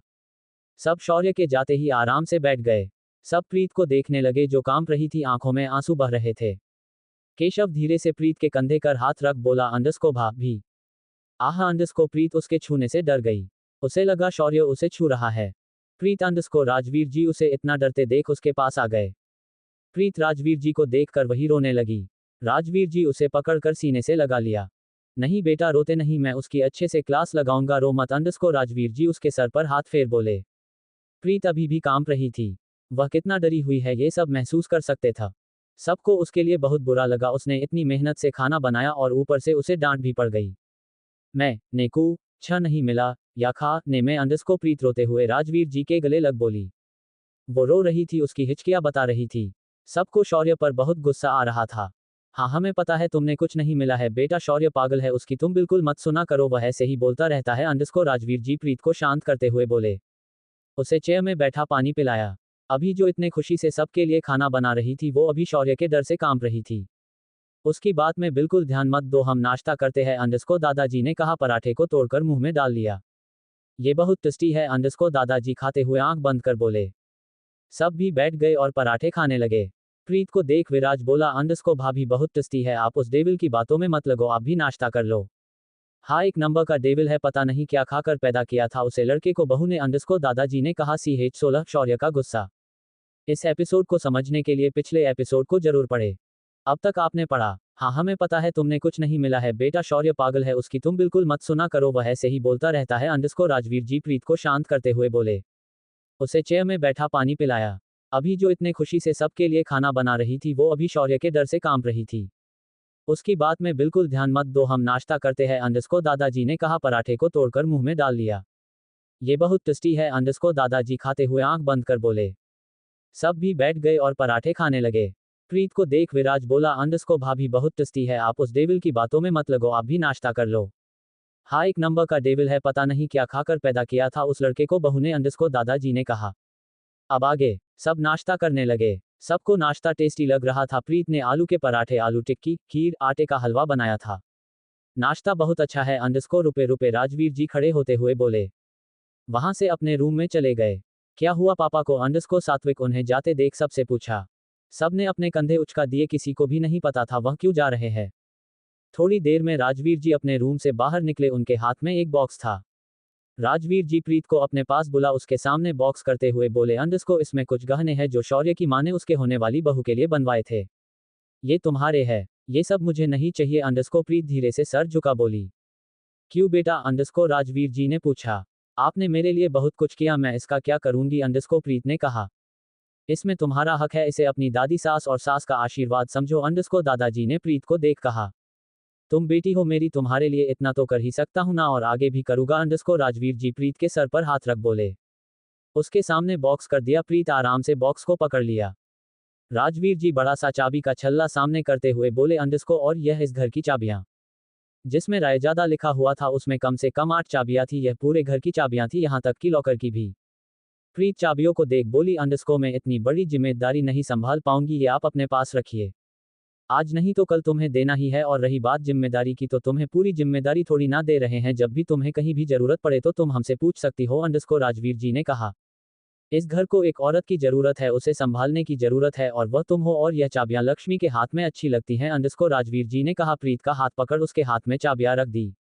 मैं ये सब नहीं जानती, मैं कुछ नहीं संभाल पाऊंगी, अंडरस्को प्रीत चाबियां को देखा बोली।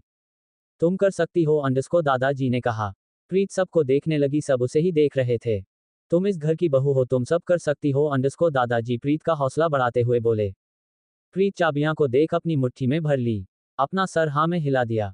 चलो ऑफिस चलते हैं, वह यहाँ से आग का गोला बनाकर गया है, वहां जाकर भूकंप न ला दे, अंडरस्को राजवीर जी ने कहा। सब ने हाँ में सर हिला दिया। अपना ख्याल रखना, शाम को मिलते हैं, अंडरस्को राजवीर जी ने कहा। प्रीत ने हाँ में सर हिला दिया। बाय भाभी अंडरस्को सात्विक अपना कॉलेज बैग उठा प्रीत को साइड से गले लगा बाहर चला गया। मिराज विराज भी उसे गले लगा कॉलेज चले गए। वह पहली बार इतने लड़कों के बीच में रह रही थी, उसे इतना अजीब नहीं लग रहा था। मिराज विराज सात्विक ने जब उसे गले भी लगाया तब भी उसे गंदी फीलिंग नहीं आ रही थी, उसे ऐसा लगा जैसे यश ने उसे गले लगाया हो। प्रीत सबको गेट तक छोड़ने आई। राजवीर जी केशव कार्तिक तीनों ऑफिस चले गए, दादाजी काका के साथ घूमने चले गए। प्रीत सबको छोड़ अंदर आई, पूरे घर को देखने लगी। इतने बड़े घर में वो अकेली थी, कोई भी नहीं था, उसके साथ सर्वेंट अपने अपने काम में लगे थे। प्रीत नाश्ते की प्लेट उठने लगी। भाभी ये सब रहने दीजिए, हम कर लेंगे। अंडरस्को एक लड़का जल्दी से आया, प्रीत के हाथ से प्लेट ले लिया। कोई बात नहीं, मैं ये कर लेती हूँ अंडरस्को, प्रीत ने कहा। सॉरी भाभी, हमें बता देना चाहिए था आपको कि घर में ऑयली खाना नहीं बनता है, आपको सर से डांट नहीं पड़ती। अंडरस्को सिर्फ सर झुका बोले। कोई बात नहीं, मुझे बुरा नहीं लगा, मेरी वजह से आपको डांट पड़ती इस बात का मुझे बुरा जरूर लगता अंडरस्को, प्रीत ने कहा। आप लोग भी बैठ जाए, नाश्ता कर लीजिए अंडरस्को, प्रीत सबको देख बोली। सब ने हाँ में सर हिला दिए। आप आराम करिए, हम ये कर देंगे अंडरस्को, सर्वेंट ने कहा। प्लेट उठा किचन में ले गया। प्रीत कुछ न बोलकर रूम में चली गई। हाथ में पकड़े बॉक्स को देखने लगी, उसे लेकर बेड में बैठ गई। उसे खोलकर देखने लगी, जिसमें सोने का हार, कंगन, पायल, बिछिया, अंगूठी, सीने, चांदी का सारा सामान था जो एक औरत को लगता था। उसे बॉक्स में खाने के अलावा भी कुछ लिफाफे पड़े हुए थे। प्रीत उन्हें न देख बॉक्स में रखे लिफाफे उठा ली। क्या है इन लिफाफे में अंडरस्को, प्रीत हाथ में पकड़े लिफाफा को देखते हुए बोले। उसके मन में चल रहा था, खोले ना खोले, कोई कुछ बोलेगा तो नहीं उसको, कुछ जरूरी तो नहीं है, अगर उसने खोल लिया तो। लिफाफे वही बॉक्स में रख, चाबियां भी रख दी, उसी बॉक्स में बंद कर अलमारी में रख दी। बेड पर बैठ गई, वो क्या करे कुछ समझ नहीं आ रहा था, किससे बात करे, कोई भी नहीं है उसका उससे बात करने के लिए। था तो वहां पर भी कोई नहीं बात करने को, लेकिन बस दिन भर वह काम ही करती रहती थी, कुछ ना कुछ बनाना, या फिर चाची की दोस्त आ जाते थे उनके लिए बनाना। उसका पूरा दिन काम में ही नहीं निकल जाता था और यहाँ पर कुछ भी नहीं था करने को। उसने पूरे कमरे में देखा, उसे बड़े बड़े पर्दे दिखाई दिए जिसमें झांककर धूप आ रही थी। वो बेड से खड़ी हुई पर्दे अलग कर दिए। सामने देखा, उसका मुंह खुला का खुला रह गया कि सामने बड़ी सी कांच की दीवार बनी हुई थी जिससे उस पार देखा जा सकता था। उस पार बड़ा सा गार्डन जिसमें चेयर्स लगी हुई थी और साथ में झूला भी था, छोटा सा फाउंटेन जिसमें पानी आ रहा था। प्रीत ये सब देख खुश हो गई, उसने पहली बार सब कुछ देखा था। वो उसे खोलने की कोशिश करने लगी पर समझ ही नहीं आया कहाँ से खुलता है ये। वो मुंह बनाकर वही नीचे जमीन में पलथी मार कर बैठ गई, अपने दोनों हाथ को गालों में रख टेक लगा बाहर देखने लगी, रंग बिरंगे फूल को देखने लगी। उसने सब कुछ पहली बार देखा था, कितना अच्छा लग रहा था सब कुछ।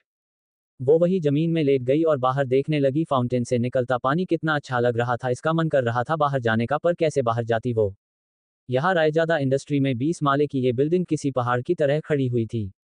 एसआर इंडस्ट्री की बिल्डिंग पूरी कांच की बनी हुई थी जिसके टॉप फ्लोर पर लिखा हुआ था एसआर इंडस्ट्रीज। उसके जस्ट बाजू में एक और बड़ी सी बिल्डिंग थी जिसमें लिखा था रायजादा ग्रुप।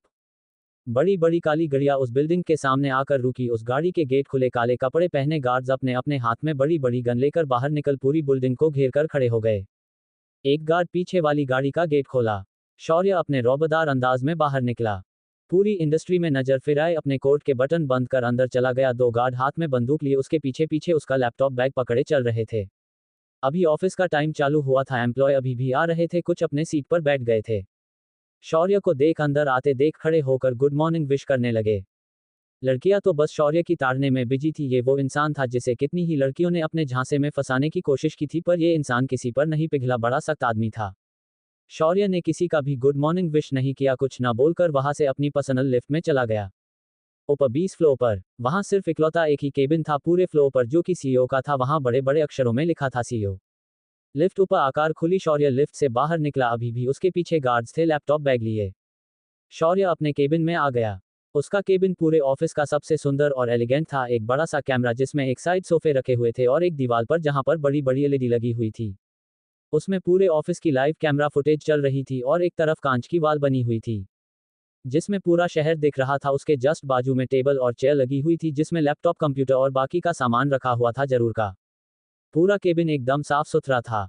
शौर्य अपनी चेयर में आकर बैठ गया, कांच की छोटी सी बॉल घूमने लगा। उसका मूड बहुत खराब था, सुबह सुबह से उसका दिमाग खराब कर दिया था। उस लड़की की हिम्मत कैसे हुई मेरे बनाए रूल्स तोड़ने की। अंडरस्को शौर्य टेबल में रखा रबर बॉल दीवार में मरते हुए बोला। वो बॉल फिर से उसके हाथ में आ गई। इतने बड़े घर में आते ही उसके पर निकल आए ना, उसके पर काटने में जरा भी वक्त नहीं लगाऊंगा अंडरस्को शौर्य ने कहा। फिर से दीवार में बॉल मरने लगा। उसकी आंखों में गुस्सा साफ देखा जा सकता था, उसके माथे की नश दिखा रही थी। केबिन का गेट नॉक हुआ। शौर्य बिना कुछ बोले वहां लगी एक बटन दबा दिया जिससे गेट ऑटोमेटिक खुल गया। कार्तिक गेट के पास खड़ा हुआ था, उसके बाजू में केशव खड़ा था। दोनों अंदर आए, अपना हाथ पीछे करते हुए साथ में बोले, अंडरस्को गुड मॉर्निंग सर। मुझे शर्मा वाले प्रोजेक्ट की आज सारी प्रेजेंटेशन चाहिए, वह भी अभी, अंडरस्को शौर्य बिना उसके देख बोला। सर शेड्यूल, अंडरस्को कार्तिक ने कहा। मुझे बीच में बात काटने वाले लोग बिल्कुल नहीं पसंद, अंडरस्को शौर्य ने कहा। दीवार में जोर से बॉल मारी जिससे वो बॉल शौर्य के पीछे लगी, दीवार में पेंटिंग में जा लगी जिससे वो वही नीचे जा गिरी, उसका कांच नीचे टूट गया। कार्तिक केशव दोनों डर गए, उन्हें पता था शौर्य बहुत गुस्सा होगा। गेट आउट, अंडरस्को शौर्य तेज आवाज में गुस्से में बोला। केशव कार्तिक दोनों ऐसे भागे जैसे कोई सांड पड़ गया है। केशव कार्तिक के केबिन में आए। सीने पर हाथ रखते हुए कार्तिक ने कहा, अंडरस्को कल ही तो शर्मा वाला प्रोजेक्ट आया, आज कैसे प्रेजेंटेशन तैयार हो जाएगी? पता नहीं क्या होगा, आज तो लगता है जैसे इस ऑफिस में भूकंप आएगा या फिर आग के गोले बरसेंगे, अंडरस्को केशव ऊपर देखते हुए बोला। भगवान ही बचाए अब हमें इस डेविल से, अंडरस्को कार्तिक ने कहा। ऑफिस में सबको बता दो कि आज बस का गुस्सा इसी पर भी बरस पड़ता है, तो कुछ भी ना करें ऐसा जिससे वह फायर हो जाए, अंडरस्को केशव ने कहा। कार्तिक हाँ में सर हिला दिया। उसने एक फोन किया। वहां से फोन उठते ही बोला, अंडरस्को आज सर का मूड खराब है तो सबसे बोल दो फायर होने के लिए तैयार हो जाए या फिर शांति से अपना पेंडिंग काम खत्म कर ले। CH17 बाप बेटे की लड़ाई। इस एपिसोड को समझने के लिए पिछले एपिसोड को जरूर पढ़े। अब तक आपने पढ़ा। केशव कार्तिक दोनों ऐसे भागे जैसे कोई सांड पड़ गया है। केशव कार्तिक के केबिन में आए। सीने पर हाथ रखते हुए कार्तिक ने कहा, अंडरस्को कल ही तो शर्मा वाला प्रोजेक्ट आया, आज कैसे प्रेजेंटेशन तैयार हो जाएगी? पता नहीं क्या होगा, आज तो लगता है जैसे इस ऑफिस में भूकंप आएगा या फिर आग के गोले बरसेंगे, अंडरस्को केशव ऊपर देखते हुए बोला। भगवान ही बचाए अब हमें इस डेविल से, अंडरस्को कार्तिक ने कहा। ऑफिस में सबको बता दो कि आज बस का गुस्सा इसी पर भी बरस पड़ता है, तो कुछ भी ना करें ऐसा जिससे वह फायर हो जाए, अंडरस्को केशव ने कहा। कार्तिक हाँ में सर हिला दिया। उसने एक फोन किया। वहां से फोन उठते ही बोला, अंडरस्को आज सर का मूड खराब है तो सबसे बोल दो फायर होने के लिए तैयार हो जाए या फिर शांति से अपना पेंडिंग काम खत्म कर ले। अब आगे कुछ ही देर में पूरे ऑफिस में यह बात फैल चुकी थी, उनके बॉस का मूड खराब है, आज सब शांत रहे वरना आज डांट के साथ साथ फायर ना कर दे वो। कल आया प्रोजेक्ट, आज सर मांग रहे हैं, हम क्या करें? अंडरस्को राजवीर जी के केबिन में खड़े कई सारे एम्प्लॉय उनसे मदद मांगने आए थे। चिंता मत करो, मैं बात कर लूंगा उससे, आप लोग अपना काम करो, अंडरस्को राजवीर जी अपना नजर का चश्मा उतारते हुए बोले। सारे एम्प्लॉय चले गए, बस एक राजवीर जी थे जो शौर्य से उन्हें बचा सकते थे। राजवीर जी अपने केबिन से निकाल शौर्य के केबिन की तरफ बढ़ गए। रास्ते में उन्हें कार्तिक आते दिखा जो परेशान सा आ रहा था, उसके चेहरे पर पसीने की बूंद दिख रही थी और हाफ भी रहा था। क्या हो गया है तुम्हें? अंडरस्को राजवीर जी उसकी हालत देख पूछा। वह आज सबकी हालत टाइट करने में लगा है, उसका गुस्सा नाक में बैठा है, राक्षस बनाकर सबको खत्म कर देगा उसका गुस्सा, अंडरस्को कार्तिक हाफते हुए बोला। अपने सीने पर हाथ रख लिया। वह भी अभी शौर्य के केबिन से निकला था, उसे डांट पड़ी थी, शौर्य तो उसे झपट्टा मारने को था। राजवीर जी अपना सर हिला दिया। जाओ तुम, मैं देखता हूं, अंडरस्को राजवीर जी ने कहा। शौर्य के केबिन की लिफ्ट की तरफ बढ़ गए। पता नहीं बेचारी मासूम भाभी कहां फंस गई इस डेविल के चंगुल में, बस वह भगवान बचा कर रखें उस प्यारी सी भाभी को, अंडरस्को कार्तिक मन ही मन बोला। जल्दी जल्दी आगे बढ़ने लगा, वह ऊपर की तरफ देखकर चल रहा था और सांस ले रहा था, उसका ध्यान ही नहीं था आगे से आई लड़की से टकरा गया। आह हा हा, लड़की जमीन पर गिर गई, उसकी दर्द से आवाज निकल गई।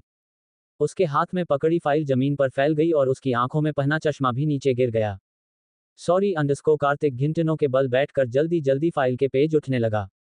लड़की अपना चश्मा उठा पहन ली, फाइल के पेज उठने लगी, वह अभी अभी उन्हें प्रिंट करवा कर आ रही थी। सॉरी सर, अंडरस्को लड़की मासूम सी शक्ल बना बोली कार्तिक को देखकर, क्योंकि उसे पता था अभी कार्तिक सर से डांट पड़ने वाली है। कार्तिक अपना सर उठा, लड़की को देखा और गुस्से में बोला, अंडरस्को तुम। सॉरी सर, अंडरस्को लड़की डरते हुए खड़ी हो गई और अपना सर झुका ली। कार्तिक भी खड़ा हो गया, उसे लड़की को देखते हुए डेटते हुए बोला, अंडरस्को तुम हमेशा गिरती पड़ती रहती हो, चार आंखें लगाकर भी दिखाई नहीं देता है क्या? लड़की अपनी नाक में फंसा चश्मा और ऊपर करते हुए बोली, अंडरस्को सॉरी सर, पर देखकर आप नहीं चल रहे थे, मेरी क्या गलती? तुम मुंह चल रही हो मुझे अपने बॉस से, अंडरस्को कार्तिक अपनी एक आईब्रो उठाते हुए बोला। लड़की उसकी बात सुन डर गई, वह अच्छे से जानती थी जितनी यहाँ की सीईओ की इज्जत है उतनी ही यहाँ कार्तिक को भी देनी पड़ती है, क्योंकि वह सीईओ का पीए था। सॉरी सर, अंडरस्को लड़की डरते हुए बोली। अपने चश्मे का नंबर बढ़ाओ, अंडरस्को कार्तिक थोड़ी तेज आवाज में बोला, उसके बाजू से निकलकर चला गया। उसके जाते ही लड़की अपना नाक में नीचे आ गया चश्मा, फिर ऊपर करते हो बोली, अंडरस्को हिम, जब देखो डांटते रहते हैं, उनके सर में 2 नहीं 3 नहीं 4 सिंग होनी चाहिए थी। वहां से अपनी सीट में जाने लगी, उसका पैर इसकी सैंडल में फंस गया, वो फिर से जमीन में धाम से पेट के बल गिरी। आह मम्मी, अंडरस्को लड़की अपना सर पकड़े बोली, माथे में सूज गया था। वो खड़ी हुई यहाँ वहां देखने लगी, किसी ने देखा तो नहीं। वहां पर पूरे कॉरिडोर में उसके अलावा कोई नहीं था। ये देख जल्दी से अपना चश्मा फिर से उंगली बीच में कर फिर ऊपर की ली। सीट में चली गई। राजवीर जी शौर्य के केबिन में आए। बाहर केशव अपनी चेयर पर बैठा हुआ था। क्या वो अंदर है अंडरस्को राजवीर जी ने उसे देख पूछा। केशव ने हाँ में सर हिला दिया। मना किया उसने अंदर आने को किसी को भी अंडरस्को केशव में राजवीर जी को देख कहा। मैं देखता हूँ अंडरस्को राजवीर जी ने कहा। बाहर बने लॉक में फिंगरप्रिंट में अपना अंगूठा लगा दिया जिससे गेट खुल गया। अंदर शौर्य लैपटॉप में अपना काम कर रहा था। अपनी चेयर पर बैठा हुआ था। एक हाथ में सिगरेट थी। पूरे कैबिन में सिगरेट का धुआं फैला हुआ था और साथ में अंधेरा भी। बस लैपटॉप की लाइट आ रही थी शौर्य के चेहरे पर। राजवीर जी की आंखें सख्त हो गई। दोनों आईब्रो जुड़ गई। वह गेट लगा अंदर आ गए। वेंटिलेशन चालू कर लाइट चालू कर दी। शौर्य टेढ़ी नजरों से राजवीर जी को दिखा। सिगरेट बुझाकर अपने पैरों से कुचलना लगा। ऐसे ही आपने मेरे गुरूर को कुचला है अंडरस्को शौर्य बिना राजवीर जी को देख बोला। जिसे तुमने चुना है हमने बस उसे तुम्हें बांध दिया है अंडरस्को राजवीर जी शौर्य के सामने खड़े होते हुए बोले। शौर्य सिंह रायजादा कभी किसी के साथ नहीं बांधता, न कभी बांधेगा। वह गवार लड़की कभी मुझे नहीं बांध सकती अंडरस्को शौर्य गुस्से में टेबल पर रखा अपना लैपटॉप उठाकर नीचे पटक दिया जमीन में। लैपटॉप के कई टुकड़े हो गए। वह गवार नहीं बीवी है तुम्हारी प्रीत शौर्य सिंह रायजादा कोई अरी गहरी लड़की नहीं है अंडरस्को राजवीर जी उसे चिल्लाते हुए बोले। मेरे नाम से मत जोड़िए उसे अंडरस्को शौर्य राजवीर जी को देख बोला। जुड़ चुका है तुम्हारा और उसका नाम और तुमने खुद जोड़ा है। इसे तुम क्या पूरी दुनिया और भगवान भी अगर आ जाए तो मिटा नहीं सकते क्योंकि जहां पति पत्नी का रिश्ता होता वहां भगवान खुद कुछ नहीं कर पाता। उसे ब्रह्मा ने खुद लिखा है तुम्हारे लिए विधि का विधान कभी नहीं बदल सकता। तुम्हारी और उसकी किस्मत में तुम दोनों का साथ लिखा था तो तुम दोनों जुड़ गए। तुम बदल भी नहीं सकते धूत कर भी नहीं सकते और ठुकरा भी नहीं सकते अंडरस्को राजवीर जी शौर्य को देख गुस्से में बोले। उनकी आंखें गुस्से में लाल हो रखी थी। उनका भी गुस्सा कोई काम नहीं था। शौर्य को गुस्सा उनसे ही तो मिला था अपनी जवानी में। वह भी ऐसे ही गुस्सा करते थे। और मैं कहता हूं आपसे कि मुझे उसे लड़की के साथ नहीं रहना अंडरस्को शौर्य गुस्से में बोला। उसकी भी आंखें लाल हो रखी थी गुस्से में नाश दिख रही थी। दोनों बाप बेटे की लड़ाई चल रही थी। दोनों में ही गुस्सा तेज था। दोनों ही एक दूसरे की सुनने को तैयार नहीं थे। उस लड़की को पैसे देकर भागो घर से अंडरस्को शौर्य चेयर में लात मारते हुए बोला। चेयर कुछ दूर जाकर नीचे गिर गई पलट गई। वह पैसे पर नहीं मरती शौर्य सिंह रायजादा एक बात कान खोल कर सुन लो अंडरस्को राजवीर जी ने कहा। शौर्य के चेहरे पर टेढ़ी मुस्कान आ गई। वह राजवीर जी को देख बोला अंडरस्को आजमा लो यह ऐसी जिंदगी है कि यहाँ पर पैसा ही सब कुछ है। रिश्ते भी लोग ठुकरा देते हैं और रिश्ता भी पैसों के लिए जोड़ते हैं और बनाते हैं। आप ही कहते हो ना यहाँ पर कोई किसी का सगा नहीं होता तो फिर वह लड़की आपकी कैसे सगी हो गई जिसे जानते भी नहीं। हाँ मैं कहता हूं पर हर कोई ऐसा नहीं होता जो पैसों पर मरता हो जो पैसों ही जिंदगी समझता हो। कुछ रिश्ते बिना पैसों के भी होते हैं दिल के होते हैं जिन्हें पैसों से नहीं तोला जाता अंडरस्को राजवीर जी आराम से बोले। वह उसे समझाना चाहते थे प्यार से। ओ प्लीज पापा आप नहीं जानते ऐसी लड़कियों को। उसने अपनी मासूमियत अपनी कंडीशन अनाथ बोलकर आपको फंसा लिया। अभी उसके सामने कुछ पैसे फेंकोगे ना तो सब कुछ छोड़कर चले जाएगी। उसे सिर्फ पैसों से प्यार है अंडरस्को शौर्य ने राजवीर जी को देख कॉन्फिडेंस से बोला। राजवीर जी के चेहरे पर स्माइल आ गई। बेटा मेरे ये बाल ऐसे ही सफेद नहीं हो गए हैं। बहुत तजुर्बा है मुझे तुमसे ज्यादा। ऐसे ही नहीं चुना है मैंने उस लड़की को तुम्हारे लिए। अगर वह लड़की गलत होती तो वही उसे पैसे देकर रफा दफा कर देता। कभी अपने घर की बहू नहीं बनता कभी उसे बेटी का दर्जा नहीं देता अंडरस्को राजवीर जी आराम से अपने पॉकेट में हाथ डाल बोले। अगर तुम कहते हो तो ठीक है तुम्हें दिखाने के लिए और तुम्हें समझाने के लिए कि वह पैसों पर नहीं मरती तो आजमा कर देख लो। और अगर उसे पैसे उसे प्यार होगा तो मैं वही उसे पैसे देकर तुम दोनों का डिवोर्स करवा दूंगा और उसे भूल जाऊंगा। लेकिन अगर उसे पैसों से प्यार नहीं होगा तो तुम्हें उसे एक्सेप्ट करना पड़ेगा अंडरस्को राजवीर जी ने कहा। शौर्य उनके सामने सीधा खड़ा हो गया अपने पॉकेट पर हाथ डालते हुए बोला अंडरस्को इस बात से आप मुखरना मत। राजवीर सिंह रायजादा कभी अपनी बात पर नहीं मुखरा है और ना कभी मुखरेगा। मैं यह जवान देता हूं अंडरस्को राजवीर जी ने कहा। ठीक है अंडरस्को शौर्य ने कहा। राजवीर जी उसके केबिन से चले गए। उन्हें यहाँ खड़े भी नहीं होना था क्योंकि उनका बेटा आजकल बहुत गुरूर में हो रहा है पर उन्हें बहुत अच्छे से पता था अपने बेटे को जमीन में लाने के लिए क्या करना है। यहाँ राजजादा हाउस में दोपहर के 1 बजे प्रीत की आंख खुली। वह वही सो गई थी। उसे यह एहसास भी नहीं था कि कितना बज रहा है। उसने घड़ी की तरफ देखा जो 1.10 होने का इशारा कर रही थी। प्रीत अपना सर पकड़ते हुए बोली अंडरस्को है भगवान मैं सुबह सुबह सो गई और इतना ज्यादा सो गई। वो खड़ी हुई अपनी साड़ी ठीक कर अपना चेहरा सही कर बाहर निकल गई। बाहर कोई भी नहीं था। सारे सर्वेंट अपने क्वार्टर पर जा चुके थे क्योंकि इस टाइम कोई काम ही नहीं रहता था। तभी रायजादा हाउस के अंदर गाड़ी आई। विराज मिराज और सात्विक तीनों अपनी अपनी बाइक पार्क कर अंदर आ गए। प्रीत उन्हें देख किचन में चली गईं। आज तो थक गए प्रोफेसर टकले ने क्लास लगा ली आज तो अंडरस्को सात्विक सोफे में बैठते हुए बोला। तभी उसके सामने पानी का गिलास आ गया। सात्विक अपना सर ऊपर कर देखा। प्रीत हाथ में पानी का ट्रायल लिए खड़ी थी। भाभी आप क्यों ले आए? अंडरस्को सात्विक ने बोला। पानी का ग्लास ले लिया। प्रीत विराज मिराज को भी पानी देते हुए बोली। अंडरस्को तो क्या होता है? प्रीत वही किनारे खड़ी हो गईं। भाभी वहां क्यों खड़े हो? आओ न बैठो हमारे पास, अंडरस्को मिराज ने कहा। प्रीत स्माइल कर वही बैठ गई। आपने क्या किया? अंडरस्को विराज ने धीरे से पूछा। मतलब? अंडरस्को प्रीत अपनी मासूम शकल लेकर उसे देख बोली। भाभी उसके कहने का मतलब है आपने स्टडी में क्या किया है, इस बेसिस पर आपने ग्रेजुएशन किया है, अंडरस्को मिराज ने कहा। ओह, मैंने मैथ्स साइंस लिया था, बस 12th किया है, मुझे वहां पढ़ने की इजाजत नहीं थी, अंडरस्को प्रीत सर झुका बोली।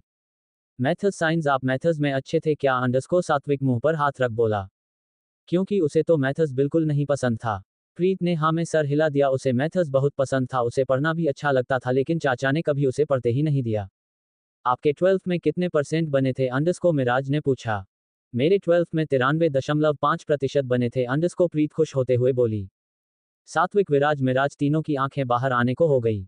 इतने में तो वह तीनों ही पास हो जाएंगे। इस एपिसोड को समझने के लिए पिछले एपिसोड को जरूर पढ़े। अब तक आपने पढ़ा, आपने क्या किया? अंडरस्को विराज ने धीरे से पूछा। मतलब? अंडरस्को प्रीत अपनी मासूम शकल लेकर उसे देख बोली। भाभी उसके कहने का मतलब है आपने स्टडी में क्या किया है, इस बेसिस पर आपने ग्रेजुएशन किया है, अंडरस्को मिराज ने कहा। ओह, मैंने मैथ्स साइंस लिया था, बस 12th किया है, मुझे वहां पढ़ने की इजाजत नहीं थी, अंडरस्को प्रीत सर झुका बोली। Maths science? आप मैथ्स में अच्छे थे क्या? अंडरस्को सात्विक मुंह पर हाथ रख बोला। क्योंकि उसे तो मैथ्स बिल्कुल नहीं पसंद था। प्रीत ने हाँ में सर हिला दिया। उसे मैथ्स बहुत पसंद था, उसे पढ़ना भी अच्छा लगता था, लेकिन चाचा ने कभी उसे पढ़ते ही नहीं दिया। आपके 12th में कितने % बने थे? अंडरस्को मिराज ने पूछा। मेरे 12th में 93.5% बने थे, अंडरस्को प्रीत खुश होते हुए बोली। सात्विक विराज मिराज तीनों की आंखें बाहर आने को हो गई। इतने में तो वह तीनों ही पास हो जाएंगे। अब आगे? तो फिर आपने 12th के बाद पढ़ाई क्यों नहीं की? अंडरस्को विराज ने पूछा। उन तीनों को जानने की इच्छा थी कि प्रीत ने आगे की पढ़ाई क्यों नहीं पूरी की, जबकि उसके इतने अच्छे % आए थे। अगर मैं चले जाती तो घर का फिर काम कौन करता, इसलिए मैंने 12th के बाद पढ़ाई नहीं की, अंडरस्को प्रीत स्माइल कर बोली। क्योंकि उसकी चाची हमेशा यही बोलती थी, वह चले जाएगी तो घर का काम कौन करेगा, उनका अब बुढ़ापा आ गया है। सात्विक मिराज विराज प्रीत को देखने लगे, जिसके चेहरे में एक भी सिकन नहीं थी, वो आराम से उनसे बात कर रही थी। क्या आप अभी भी पढ़ना चाहती हैं? अंडरस्को सात्विक ने पूछा। प्रीत सात्विक को देख अपना सर ना में हिलाते हुए बोली। अंडरस्को अब पढ़ने का कोई फायदा ही नहीं है, अब तो मेरी शादी हो गई है। ऐसा नहीं है, पढ़ने की कोई उम्र ही नहीं होती, शादी के बाद भी लोग पढ़ते हैं, आप भी पढ़ सकते हो। अगर आप कहो तो मैं पापा और भाई से बात करूं आपके कॉलेज के लिए, अंडरस्को सात्विक ने कहा। तीनों प्रीत के जवाब का इंतजार करने लगे। प्रीत उन तीनों को देख अपना सर झुकाते हुए बोली। अंडरस्को मैं पहले ही बहुत प्रॉब्लम क्रिएट कर चुकी हूं आप लोगों के लिए, अब मैं और कुछ नहीं चाहती। वह कैसे बताती हूं उन्हें कि उन्होंने यश की सर्जरी करवाने का कितना बड़ा काम किया है, वह अब और उनके पैसे खर्च नहीं करवाना चाहती थी। राजवीर जी ने उसे मना किया था, जब तक यश की सर्जरी नहीं हो जाती किसी को भी नहीं पता चलना चाहिए। भाभी आप ऐसा क्यों सोच रहे हो? आपकी वजह से थोड़ा ना कुछ क्रिएट हुआ है, ये सब तो मेरे डेविल भाई की वजह से हुआ है ना। भाई आपकी शादी में आते, ना वो जबरदस्ती शादी करते, न ये सब होता, अंडरस्को सात्विक ने कहा। प्रीत स्माइल कर दी। पर शायद उसकी किस्मत थी, अगर उसकी किस्मत शौर्य न लिखा होता तो शायद उसकी शादी उस इंसान से हो जाती जो उसे नोच कर रख देता। प्रीत बस स्माइल कर दी। बहुत भूख लगी है, खाने में क्या बना है? अंडरस्को मिराज अपने पेट पर हाथ रख बोला। प्रीत को अब होश में आया, उसने तो खाने के लिए पूछा ही नहीं, वह अपने सर पर हाथ रखते हुए बोली। अंडरस्को सॉरी, वह मुझे याद नहीं था कि आप लोग अभी बाहर से आए और भूख लगी होगी, आप लोग हाथ पैर धो लीजिए, मैं खाना लगती हूँ। तीनों हाँ में सर हिला अपने अपने रूम में चले गए।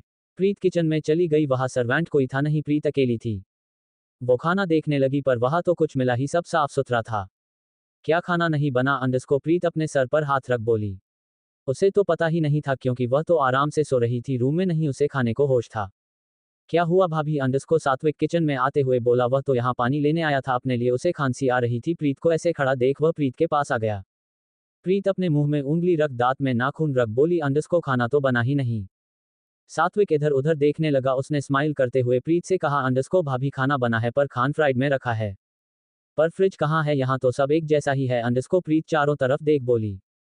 क्योंकि सारा इंटीरियर ब्लैक कलर का था, सेम। सात्विक एक तरफ चलकर एक जगह रुक गया, उसने आराम से फ्रिज खोला। अंडरस्को भाभी यह है फ्रिज, देखो इसमें लाइट जल रही है ना। सात्विक ऊपर एक हरी कलर की लाइट दिखा बोला, जो फ्रिज में जल रही थी। प्रीत फ्रिज को देख मुंह खोल देखने लगी, इतना बड़ा फ्रिज उसने पहली बार देखा था। ये देखो भाभी, इसमें आइस है, सारी ठंडी चीज ऊपर है, नीचे वेजिटेबल है, और अगर हम ठंडा पानी पीना है तो इधर से ठंडा पानी आ जाएगा। अंडरस्को सात्विक हर चीज है, प्रीत को बारीकी से बताते हुए बोला। उसे बिल्कुल भी बुरा नहीं लग रहा था कि उसकी भाभी कुछ नहीं जानती। सात्विक वहां फ्रिज में खाना के बाउल निकल ओवन के पास आया। भाभी इसमें खाना गर्म होता है। अंडरस्को सात्विक ओवन का ढक्कन खोल खाना रख बोला, उसके बटन को दबाने लगा और प्रीत को इंस्ट्रक्शन बताने लगा कैसे चालू होता है वह। ये माइक्रोवेव है, इसमें हम पिज्जा बनाते हैं, केक बनाते हैं। अंडरस्को सात्विक ने कहा। माइक्रोवेव के फंक्शन बताने लगा। और यहाँ पर कुछ भी चीज़ तेल नहीं का बनता, यह है एयर फ्राई। हम कुछ भी चीज़ ऑयली नहीं खाते हैं, इसमें रख देते हैं, वह खाना एयर फ्राई हो जाता है। अंडरस्को सात्विक एयर फ्राई को दिखाते हुए बोला। प्रीत सब देख रही थी। उसकी चाची जो इतना उड़ती है हवा में, उसके पास यह है, उसके पास वह है। प्रीत को आज समझ में आ रहा था उसकी चाची तो पानी भी नहीं है। प्रीत सब कुछ देख अपना सर हिला दी, उसे सब कुछ समझ आ गया था। आपको कभी भी किसी चीज़ की भी ज़रूरत हो तो मुझे बता देना, मैं आपको सब कुछ समझा दूंगा। अंडरस्को सात्विक ने कहा। प्रीत उसे देख स्माइल कर दी। अब आप खाना आराम से गर्म कर लो, मैं फ्रेश होकर आता हूँ। अंडरस्को सात्विक ने कहा। किचन से चला गया। प्रीत ओवन में रखे खाने को देखने लगी। ये सब कुछ वो पहली बार एक्सपीरियंस कर रही थी। सात्विक के इंस्ट्रक्शन के अनुसार प्रीत ने आराम से ग्लव्स पहनकर ओवन से खाना निकाल लिया। खाना प्लेट में परोसकर बाहर ले आई। तीनों खाना खाने बैठ गए थे। प्रीत वही एक चेयर में बैठे उन्हें देख रही थी। भूख तो उसे बिल्कुल भी नहीं लगी थी, या ये कहे उसे ज़्यादा खाना खाने की आदत ही नहीं थी। वह अपना एक टाइम में ही गुजारा कर लेती थी। तीनों खाना खाकर वही सोफे में बैठ गए। प्रीत उनकी प्लेट उठा, बर्तन धुल वही उनके पास बैठ गई। कुछ ही देर में वह चारों घुल मिल गए थे। ऐसा लग ही नहीं रहा था जैसे बस कल ही मिले हैं। शाम का समय, घड़ी में 6 बज रहे थे। ऑफिस का टाइम खत्म हो गया था। कुछ ही देर में सब लोग आने भी वाले थे। दादाजी सोफे में बैठे अपने दिन की बात रहा रहे थे। मिराज उनके पैर दबा रहा था। प्रीत मंदिर में पूजा की तैयारी कर रही थी। देखा एक औरत के आ जाने से घर कितना बदल जाता है। अंडरस्को दादाजी मंदिर की तरफ देख बोले। मिराज ने हाँ में सर हिला दिया। तो आप क्या चाहते हैं, आपकी दूसरी शादी करा दे क्या? अंडरस्को मिराज दादाजी को देख बोला। ए पागल लड़का, शर्मा भी रही है क्या? बोल रहा है मेरी दूसरी शादी करा रहा है तू? ऊपर से वह देख रही होगी ना तो मेरा गला दबा के मार देगी मुझे अभी। अंडरस्को दादाजी पास में रखी छड़ी मिराज को मारते हुए बोले। अच्छा है ना, मार दे अभी, उनके साथ आराम से रहना और उन्हें बताना उनके बिना घर कितना सुना लग रहा है। अंडरस्को मिराज हंसते हुए बोला। तेरे ये जो दांत बाहर निकल रहे हैं ना, तेरी बीवी आएगी ना, सारे बाहर निकालने के नाम भी नहीं ले पाएंगे। अंडरस्को दादाजी ने कहा। क्यों बीवी इतनी डेंजर होती है? अंडरस्को विराज को हाथ में बुक पकड़े बैठा उनकी बात सुन रहा था। उसने धीमी आवाज में बोला। जब तेरी आएगी ना तब तुझे पता चलेगा, अभी पढ़ाई कर। अंडरस्को दादाजी ने कहा। विराज फिर अपना सर बुक में कर लिया। अधिकतर वह बुक में ही घुसा रहता था, पढ़ाई का कीड़ा था वो, उसके मोटे मोटे चश्मे थे। राजवीर जी शौर्य दोनों अंदर आए। सर्वेंट उनके लिए पानी ले आया। प्रीत सबको आरती का बोलने को बाहर आई। राजवीर जी शौर्य को बैठा देख उसके कदम रुक गए। उसकी पूरी बॉडी में झुनझुनी सी आ गई। सुबह का शौर्य का चिल्लाना गुजने लगा। प्रीत इधर आओ। अंडरस्को राजवीर जी पानी का ग्लास टेबल में रख बोले। प्रीत शौर्य को देखा जो उसे देख रहा था। शौर्य उसे ऐसा डरता देख उसके चेहरे में डेविल स्माइल आ गई। उसे अच्छा लग रहा था प्रीत उससे डर रही है। प्रीत धीरे धीरे उनके पास आए, अपना सर झुका खड़ी हो गई। ये लो, इसे लॉकर में रख दो। अंडरस्को राजवीर जी बड़ा सा बैग प्रीत के सामने कर बोले। सब उस बैग को देखने लगे। इसमें पैसे है, अभी इन्वेस्ट में लगेंगे, ऑफिस में रख नहीं सकते थे इसलिए घर पर ले आए। अंडरस्को राजवीर जी बैग खोल बोले। उस पूरे बैग में 500 के नोटों की गड्डी थी। इसमें 3 करोड़ है, इसे रख दो। अंडरस्को राजवीर जी बैग बंद कर प्रीत को दे बोले। पर मैं कहाँ रखूंगी इसे? अंडरस्को प्रीत राजवीर जी को देख बोली। उसे तो पता ही नहीं था इस घर का एक कोना भी, सिर्फ अपने रूम के अलावा और किचन के अलावा वह कहीं गई नहीं थी। एक दिन में कहाँ क्या करेगी? जो आज सुबह चाबी दी थी ना, उसमें एक लॉकर की भी चाबी है। इस घर में एक लॉकर है जिसमें सारा सामान रखा रहता है, सोना पैसे सब कुछ। अंडरस्को राजवीर जी ने कहा। प्रीत चाबी लेने अपने रूम में चली गई। प्रीत हाथ में चाबी लिए बाहर आई। राजवीर जी को चाबी दिखा। तो ये चाबी आप ले लो, मुझे नहीं चाहिए, कहीं कुछ गड़बड़ी हो गई तो? अंडरस्को प्रीत धीरे से बोली। शौर्य के सामने उसकी जबान भी नहीं निकल रही थी क्योंकि शौर्य उसे घूर रहा था। ऐसा कुछ नहीं होगा, चलो मैं तुम्हें लॉकर रूम दिखाता हूं। अंडरस्को राजवीर जी ने कहा। उसे लेकर लॉकर रूम की तरफ बढ़ गए। सीडीओ के नीचे बिल्कुल प्लेन दीवार जो कि एक नॉर्मल दीवार की तरह ही लग रही थी। राजवीर जी ने अपनी उंगली रखी, दीवार बीच से खुल गई। प्रीत ये देख अपना मुंह खोल देखने लगे। मुझे सब चीज पहली बार देख रही थी। लाओ, इसमें मैं तुम्हारा फिंगरप्रिंट लगा देता हूं। अंडरस्को राजवीर जी ने कहा। लॉक से कुछ बटन दबाकर प्रीत के फिंगरप्रिंट लेने लगे। जब भी तुम्हें कुछ भी सामान यहां से निकलना हो तो इस फिंगरप्रिंट से तुम खोल सकती हो इस लॉकर को। अंडरस्को राजवीर जी ने कहा। बीच से दीवार खुलते ही अंदर एक लोहे की दीवार आ गई जिसमें राजवीर जी ने चाबी से खोला। फिंगरप्रिंट से सिर्फ ये दीवार खुल सकती है, पर जब तक ये चाबी इस लॉक में नहीं लगेगी तब तक ये लॉकर नहीं खुलेगा। अंडरस्को राजवीर जी ने कहा। लॉक खोल, अंदर चले गए। प्रीत उनके पीछे पीछे आ गई। अंदर बड़ा सा लॉकर जिसमें खंड खंड बने थे, उसमें बहुत सारे गहने के बॉक्स रखे हुए थे, पैसे ऐसे ही रखे हुए थे। प्रीत सब कुछ देख रही थी, ऐसा लग रहा था किसी बैंक में आ गई है वो, या फिर पैसे बनने वाली कोई कंपनी में। CH19 क्या पढ़ना चाहती हो? इस एपिसोड को समझने के लिए पिछले एपिसोड को जरूर पढ़े। अब तक आपने पढ़ा, लाओ इसमें मैं तुम्हारा फिंगरप्रिंट लगा देता हूं अंडरस्कोर राजवीर जी ने कहा। लॉक से कुछ बटन दबाकर प्रीत के फिंगरप्रिंट लेने लगे। जब भी तुम्हें कुछ भी सामान यहां से निकलना हो तो इस फिंगरप्रिंट से तुम खोल सकती हो इस लॉकर को अंडरस्कोर राजवीर जी ने कहा। बीच से दीवार खुलते ही अंदर एक लोहे की दीवार आ गई, जिसमें राजवीर जी ने चाबी से खोला। फिंगरप्रिंट से सिर्फ ये दीवार खुल सकती है, पर जब तक ये चाबी इस लॉक में नहीं लगेगी तब तक ये लाकर नहीं खुलेगा अंडरस्कोर राजवीर जी ने कहा। लॉक खोल अंदर चले गए। प्रीत उनके पीछे पीछे आ गई। अंदर बड़ा सा लॉकर जिसमें खंड खंड बने थे, उसमें बहुत सारे गहने के बॉक्स रखे हुए थे, पैसे ऐसे ही रखे हुए थे।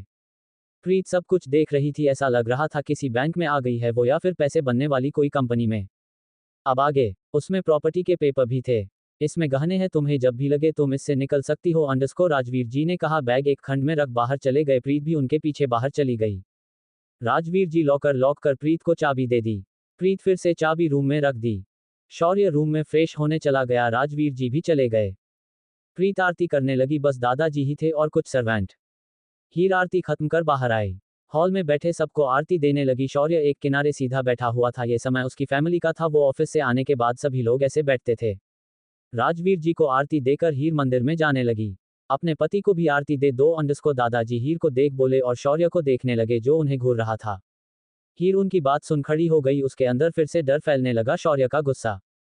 वो धीरे धीरे कदम लेकर शौर्य के पास जाने लगी। उसकी धड़कन तेज हो गई, वो कांपने लगी, उसके हाथ में पकड़ी थाली हिलने लगी। वो शौर्य के सामने जाकर खड़ी हो गईं। शौर्य इसे घूरने लगा। रति अंडरस्कोर प्रीत लड़खड़ती आवाज में बोली। उसका सर झुका ही हुआ था, उसने एक बार भी सर उठाकर शौर्य को नहीं देखा था। शौर्य उसे कांपता देख मन ही मन खुश हो रहा था। वो खड़ा हुआ आरती लेने लगा। उसने सबको देखा जो अपनी बात में लगे थे। वो प्रीत को देख धीरे से बोला, अंडरस्कोर बहुत जल्द तुम इस घर से आउट हो जाओगी। प्रीत उसकी आवाज सुन कांप गई। वो जल्दी से पलट गई, मंदिर में चली गई। आरती की थाली रख अपने सीने में हाथ रख ली। शौर्य अपने पैर पर पैर चढ़ा बैठ गया। प्रीत मंदिर से निकल किचन में चली गई। मुझे आप लोगों से बात करनी है अंडरस्कोर। सात्विक सबको देख बोला। हाँ बोलो अंडरस्कोर दादाजी ने पूछा। मिराज के पीठ पर मार बोले, अंडरस्कोर अच्छे से पैर दबा। आप कहो तो आपका गला दबा दूं, एक बार मैं दादी के पास भेज देता हूं आपको अंडरस्कोर मिराज टप से बोला। दादाजी उसे फिर से छड़ी उठने कर मरने लगे। मिराज जल्दी से दूर हो गया।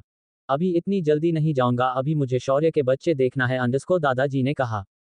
यह इनकी ऐसे ही चलती रहेगी, तुम बोलो क्या बात करनी है तुम्हें अंडरस्कोर राजवीर जी ने कहा।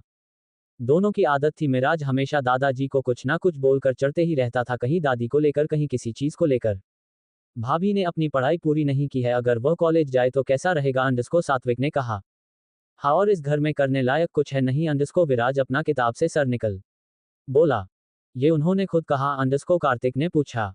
नहीं उन्होंने कुछ नहीं बोला, मैं आप लोगों से पूछ रहा हूँ। वह एक्चुअली हमारी ऐसी बात हो रही थी तो बस पढ़ाई की बात आ गई, तो भाभी ने बताया कि उन्होंने कॉलेज नहीं किया तो मैंने सोचा अंडरस्कोर सात्विक अपने कंधे उचका बोला। राजवीर जी जा में सर हिला दिए। तो अब वो गवार पड़ेगी भी अंडरस्कोर शौर्य धीरे से बोला। पर उसकी आवाज सबने सुनी थी। राजवीर जी के साथ सब उसे घूरने लगे। भाई आपको पता नहीं है, भाभी के 12th में 93.5% थे अंडरस्कोर मिराज उछलते हुए बोला। क्या सच में वो इतना अच्छा है वो पढ़ाई में अंडरस्कोर कार्तिक ने पूछा। हाँ और वह भी मैथ्स से, उनका मैथ्स बहुत अच्छा है अंडरस्कोर मिराज ने कहा। अरे वह चलो अच्छा है, शौर्य के अलावा और कोई तो है जिसे मैथ्स में इंटरेस्ट है, दोनों के विचार कितने मिलते जुलते हैं ना पापा अंडरस्कोर राजवीर जी शौर्य को देख बोले। दादाजी को देखने लगे। जब शौर्य ने खुद पसंद की है लड़की तो उसकी पसंद की होगी ना उसके जैसे होगी अंडरस्कोर दादाजी शौर्य को देख बोले। शौर्य अपने पैर पर पैर चढ़ा सब सुन रहा था, उसे बिल्कुल इंटरेस्ट नहीं था सुनने में, अपना फोन निकल ईमेल चेक कर रहा था। वैसे अगर वह पढ़ना चाहती है तो हमें कोई दिक्कत नहीं है अंडरस्कोर दादाजी ने कहा। क्यों शौर्य कोई दिक्कत तो नहीं है अंडरस्कोर राजवीर जी शौर्य को देख पूछा। आई डोंट नो, उस गवार के बारे में मुझसे बात पूछो, वह कॉलेज जाकर वहां पर अपनी गवार दिखाएंगी और वहां कल माहौल खराब करेगी अंडरस्कोर शौर्य सबको देख बोला। शौर्य थोड़ा हिसाब से अंडरस्कोर राजवीर जी गुस्से में बोले। हिसाब तो जल्द होने वाला है अंडरस्कोर शौर्य बिना राजवीर जी को देख बोला। सात्विक अपने भाई को देखने लगा। उसे हमेशा से उसका भाई अपने लिए एक आइडिया था, पर कभी कभी उसकी बातें ऐसी लगती थी न सर ना पैर ना हाथ मुंह। खाना बन गया है अंडरस्कोर प्रीत किचन से बाहर निकल सबको देख बोली। चलो खाना खाते हैं अंडरस्कोर दादाजी खड़े होते हुए बोले। मिराज को एक लात मारी और उसके बाजू में बैठे सात्विक को भी। दोनों सोफे से खड़े होने वाले थे, उनके ऐसे अचानक मारने से दोनों सोफे से गिर गए। दोनों दादाजी को देखने लगे। ज्यादा खाना खाया करो, ताकत ज्यादा रहेगी। मेरे एक लात में दोनों गिर गए। चलो अंडरस्को, दादाजी ने कहा। डाइनिंग टेबल में चले गए। सब उन दोनों को छोड़ डाइनिंग टेबल में चले गए। क्या जो तू सोच रहा है वही मैं सोच रहा हूँ, अंडरस्को मिराज अपनी उंगली को माथे में लगा टेप कर बोला। क्या सोच रहा है तू, मुझे कैसे पता चलेगा, अंडरस्को सात्विक मिराज को देख बोला। हाँ ये भी सही बात है, मेरे मन की बात तुझे कैसे सुनाई देगी, चल ठीक है मैं तुझे बाद में बताता हूँ, अंडरस्को मिराज खड़े होते हुए बोला। दोनों वहां से डाइनिंग टेबल पर चले गए। प्रीत सबको खाना परोस रही थी। उसने फिर सबके लिए खाना बनाया था, पर एयर फ्राई से। तुमने खाना बनाया, अंडरस्को शौर्य प्रीत को देख घूरते हुए बोला। प्रीत उसकी आवाज सुन अपना सर झुका धीरे से बोली, अंडरस्को हाँ। शौर्य चेयर से खड़ा हो गया। प्लेट लग जाने के बाद वहां से उठना अन्नदाता का अपमान होता है, अंडरस्को। प्रीत अपना सर उठा शौर्य की पीठ को देख बोली। बहू सही बोल रही है, बैठ जाओ खाना खा लो, अंडरस्को दादाजी शौर्य को घूरते हुए गुस्से में बोले। शौर्य शांति से बैठ गया। सारा खान एयर फ्राई बना है और तेल भी नहीं है खाने में, आपका खाना आपके सेफ ने बनाया है, अंडरस्को प्रीत धीरे से बोली। दादाजी को खाना देने लगी। शौर्य बाउल को उठा देखने लगा। सच में सारा खाना एयर फ्राई था, सब्जी में भी तेल नहीं दिख रहा था। अपना खाना देखा, उसके सेफ ने ही उसके लिए सैलेड और रोटी बनाई थी। राजवीर जी प्रीत को देख बोले, अंडरस्को तुम भी बैठ जाओ खाना खाने के लिए। प्रीत एक खाली चेयर में बैठ गई। अपनी प्लेट में थोड़ा सा खाना डाल लिया, धीरे धीरे चबाने लगी। सब शांति से खाना खा रहे थे, बस आवाज आ रही थी चबाने की, जो कि मिराज की थी। वह खाना ऐसे खा रहा था जैसे कोई भेड़ बकरी खाना खाते हो, बिल्कुल अच्छे से चबा चबा कर, मुंह खोलकर। सब लोगों उसे देख फिर अपना खाना खाने लगे। अब तो लोगों को आदत हो गई थी। प्रीत बस मिराज को देख रही थी, कब वो कैसे खाना खा रहा था उसे देख यश की याद आ गई, वह ऐसे ही खाना खाता था। उसके चेहरे में स्माइल आ गई यश को याद कर। प्रीत क्या तुम आगे पढ़ाई करना चाहती हो, अंडरस्को राजवीर जी प्रीत को देख बोले। प्रीत उनकी बात सुन खांसने लगी। उसके गले में खाना अटक गया, वो अपने सीने में हाथ रख जोर जोर से खांसने लगी। भाभी। प्रीत बेटा, अंडरस्को सब पानी का ग्लास सामने कर दिए। सिर्फ शौर्य के अलावा उसे तो मतलब ही नहीं था, वह अपने खाने में व्यस्त था। प्रीत इतनी सर पानी की ग्लास देख हैरान हो गई, उसकी खांसी भी बंद हो गई। सबने ग्लास नीचे कर ली। बोलो क्या तुम पढ़ना चाहती हो, अंडरस्को राजवीर जी ने फिर सवाल पूछा। प्रीत को समझ ही नहीं आता उसका जवाब हाँ में दे या ना में दे, उसने अपना सर धीरे से न में हिला दिया। राजवीर जी समझ गए वो डर रही है, उन्होंने प्यार से आराम से बोला, अंडरस्को अगर तुम पढ़ना चाहती हो तो कोई बात नहीं, तुम कॉलेज जा सकती हो यहाँ से, और ये तो अच्छी बात है तुम्हें पढ़ना है। प्रीत उनकी बात सुन सोचने लगी, जब सब कह रहे हैं तो। उसकी नज़र सामने बैठे सात्विक पर गई, जो सर हिला हाँ में कहने का इशारा कर रहा था। प्रीत राजवीर जी की तरफ देख उसने हाँ में सर हिला दिया। ठीक है, कल ही तुम्हारा एडमिशन अच्छे कॉलेज में करवा देंगे, अंडरस्को राजवीर जी ने कहा। प्रीत अंदर ही अंदर खुश हो गई, उसे अब पढ़ने का मौका मिल रहा है। हमेशा से उसका पढ़ने का बहुत मन हुआ करता था जब वह अपनी चाची की बेटी को देखती थी। सबने खाना खाया, रूम में चले गए। प्रीत किचन में चली गई बर्तन लेकर। आप लोग खाना खा लो, मैं किचन देख लूंगी, अंडरस्को प्रीत सेफ सर्वेंट को देख बोली। सब एक दूसरे को देखने लगे। अब उनकी मैडम ने कहा था, वह लोग सर हिलाकर अपने अपने काटों में चले गए खाना खाने। प्रीत किचन में बर्तन धुलने लगी। यहाँ स्टडी रूम में शौर्य सोफे में बैठा हुआ, उसके सामने सात्विक मिराज और विराज खड़े हुए थे। कार्तिक केशव दोनों शौर्य के बाजू वाले सोफे में बैठे हुए थे। उस लड़की से दूर रहना, ज्यादा खुलने मिलने की जरूरत नहीं है, अंडरस्को शौर्य अपने तीनों भाइयों को देख बोला। उसे बिल्कुल नहीं पसंद था उस लड़की का अपने भाइयों के या फिर अपने परिवार के करीब आता देख, उसकी परवाह करता देख। क्यों भाई भाभी है वो हमारी, अंडरस्को मिराज जल्दी से पूछा। जितना कहा है उतना किया करो, अंडरस्को शौर्य मिराज को घूरते हुए बोला। भाई वह हमारी भाभी है और भाभी माँ समान होती है, अगर हम उनके साथ बात नहीं करेंगे तो उन्हें यहाँ अकेला महसूस होगा, अंडरस्को सात्विक शौर्य को देख बोला। उसे बिल्कुल अच्छा नहीं लगा था, उसका भाई उसकी भाभी से दूर रहने को बोल रहा था, उससे बात न करने को बोल रहा था। अगर वह लोग ही बात नहीं करेंगे अपनी भाभी से तो कौन करेगा बात। तुम्हें मेरी बात समझ में नहीं आ रही है क्या, बोला ना उस लड़की से दूर रहना, क्योंकि वह लड़की कुछ ही दिन में यहाँ से जाने वाली है, अंडरस्को शौर्य गुस्से में चिल्लाते हुए बोला।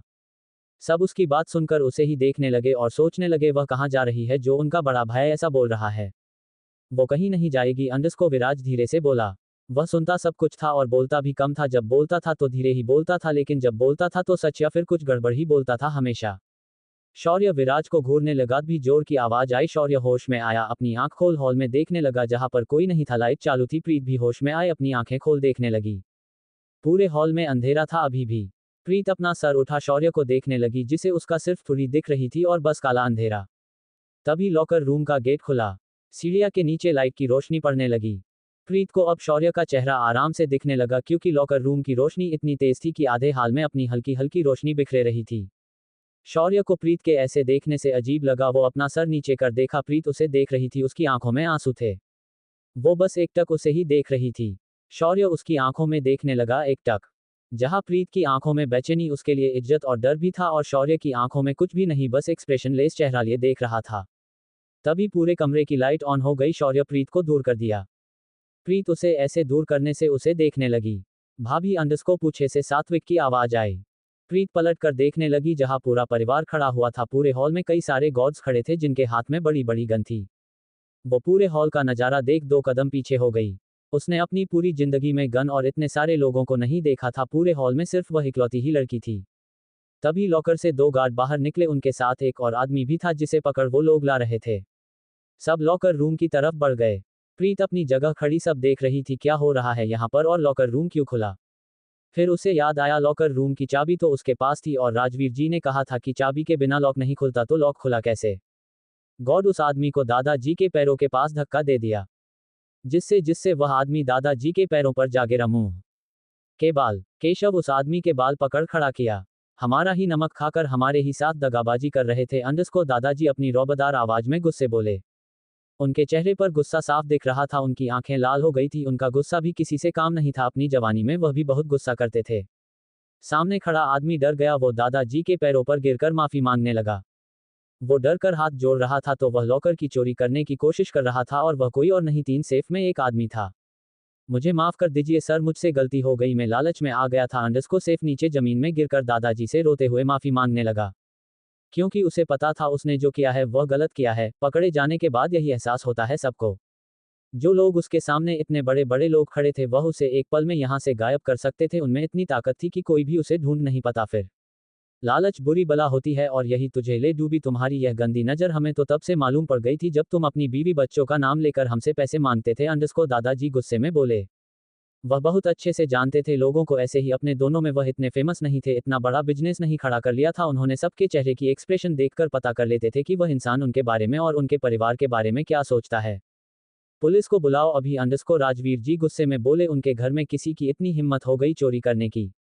मुझे माफ कर दीजिए सर, मुझसे गलती हो गई, अंडरस्को सेफ हाथ जोड़कर बोला। उसे पता था अगर ये लोगों ने उसे पुलिस में भेज दिया तो वह कुछ भी कर लेगा, तो वहां से निकल नहीं पाएगा और उसकी नौकरी खतरे में पड़ जाएगी। अगर वह यहां से निकला तो उसे कहीं जॉन भी नहीं मिलेगी और कोई और उसे जॉब देकर कपूर फैमिली से दागा भी नहीं करेगा। प्रीत वही खड़े होकर सब कुछ देख रही थी। उसके मन में हजारों सवाल पैदा हो रहे थे, और उसे आदमी को देखकर एक दया पर वह भी बहुत अच्छे से जानती थी चोरी करना एक क्राइम में एक बुरी चीज है। जो एक बार पड़ जाती है तो वह बार बार करने को बोलती है। उसने धीरे से सबकी तरफ देख कहा, अंडरस्को पर चाबी तो मेरे पास थी। सबका ध्यान प्रीत पर चला गया जो अपना सवाल लिया उन्हें ही देख रही थी। कोई कुछ कहता सेफ अपने बाजू में खड़े गार्ड से गन छीनकर सबके तरफ कर दी। सब इसके ऐसा करने से उसे देखने लगे। देखिए सर, मुझे जाने दीजिए यहाँ से, अंडरस्को सेफ गन को सबके तरफ कर कर बोला।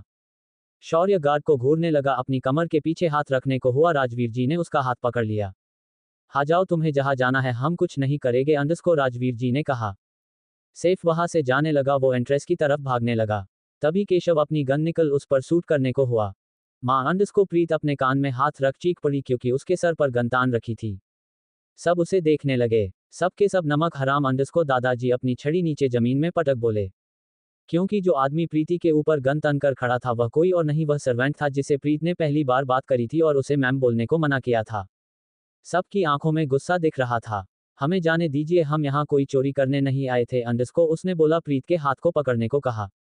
प्रीत डरने लगी, उसकी आंखों में आंसू बहने लगे। ये सब उसने पहली बार देखा था, कोई उसके सर पर गन तान रखा था। उसे वो दिन याद आ गया जब शौर्य ने ऐसे ही शादी की थी। वो कांपने लगी। हाथ नहीं लगाना उसे, अंडरस्को शौर्य गुस्से में उस आदमी को देख बोला। अपनी कमर से गन निकल उसके ऊपर तन दी। उसकी आवाज इतनी भरी गुस्से भारी थी कि सबकी पीठ कांप गई। सर्वेंट डर गया, प्रीत को हाथ नहीं लगाया। देखिए, हमें जाने दीजिए, हम कुछ नहीं करेंगे इन्हें, अंडरस्को वो सर्वेंट ने कहा। उसे छोड़ निकल यहाँ से, अंडरस्को शौर्य अपनी गन उसके ऊपर तान कर धीरे धीरे उसके पास आने लगा। प्रीत अपनी आंख बंद कर कांप रही थी। सर्वेंट प्रीत को गन उसके सर से धक्का देकर एंट्रेंस गेट पर ले जाने लगा। तभी गोली चली। आहा हा हा।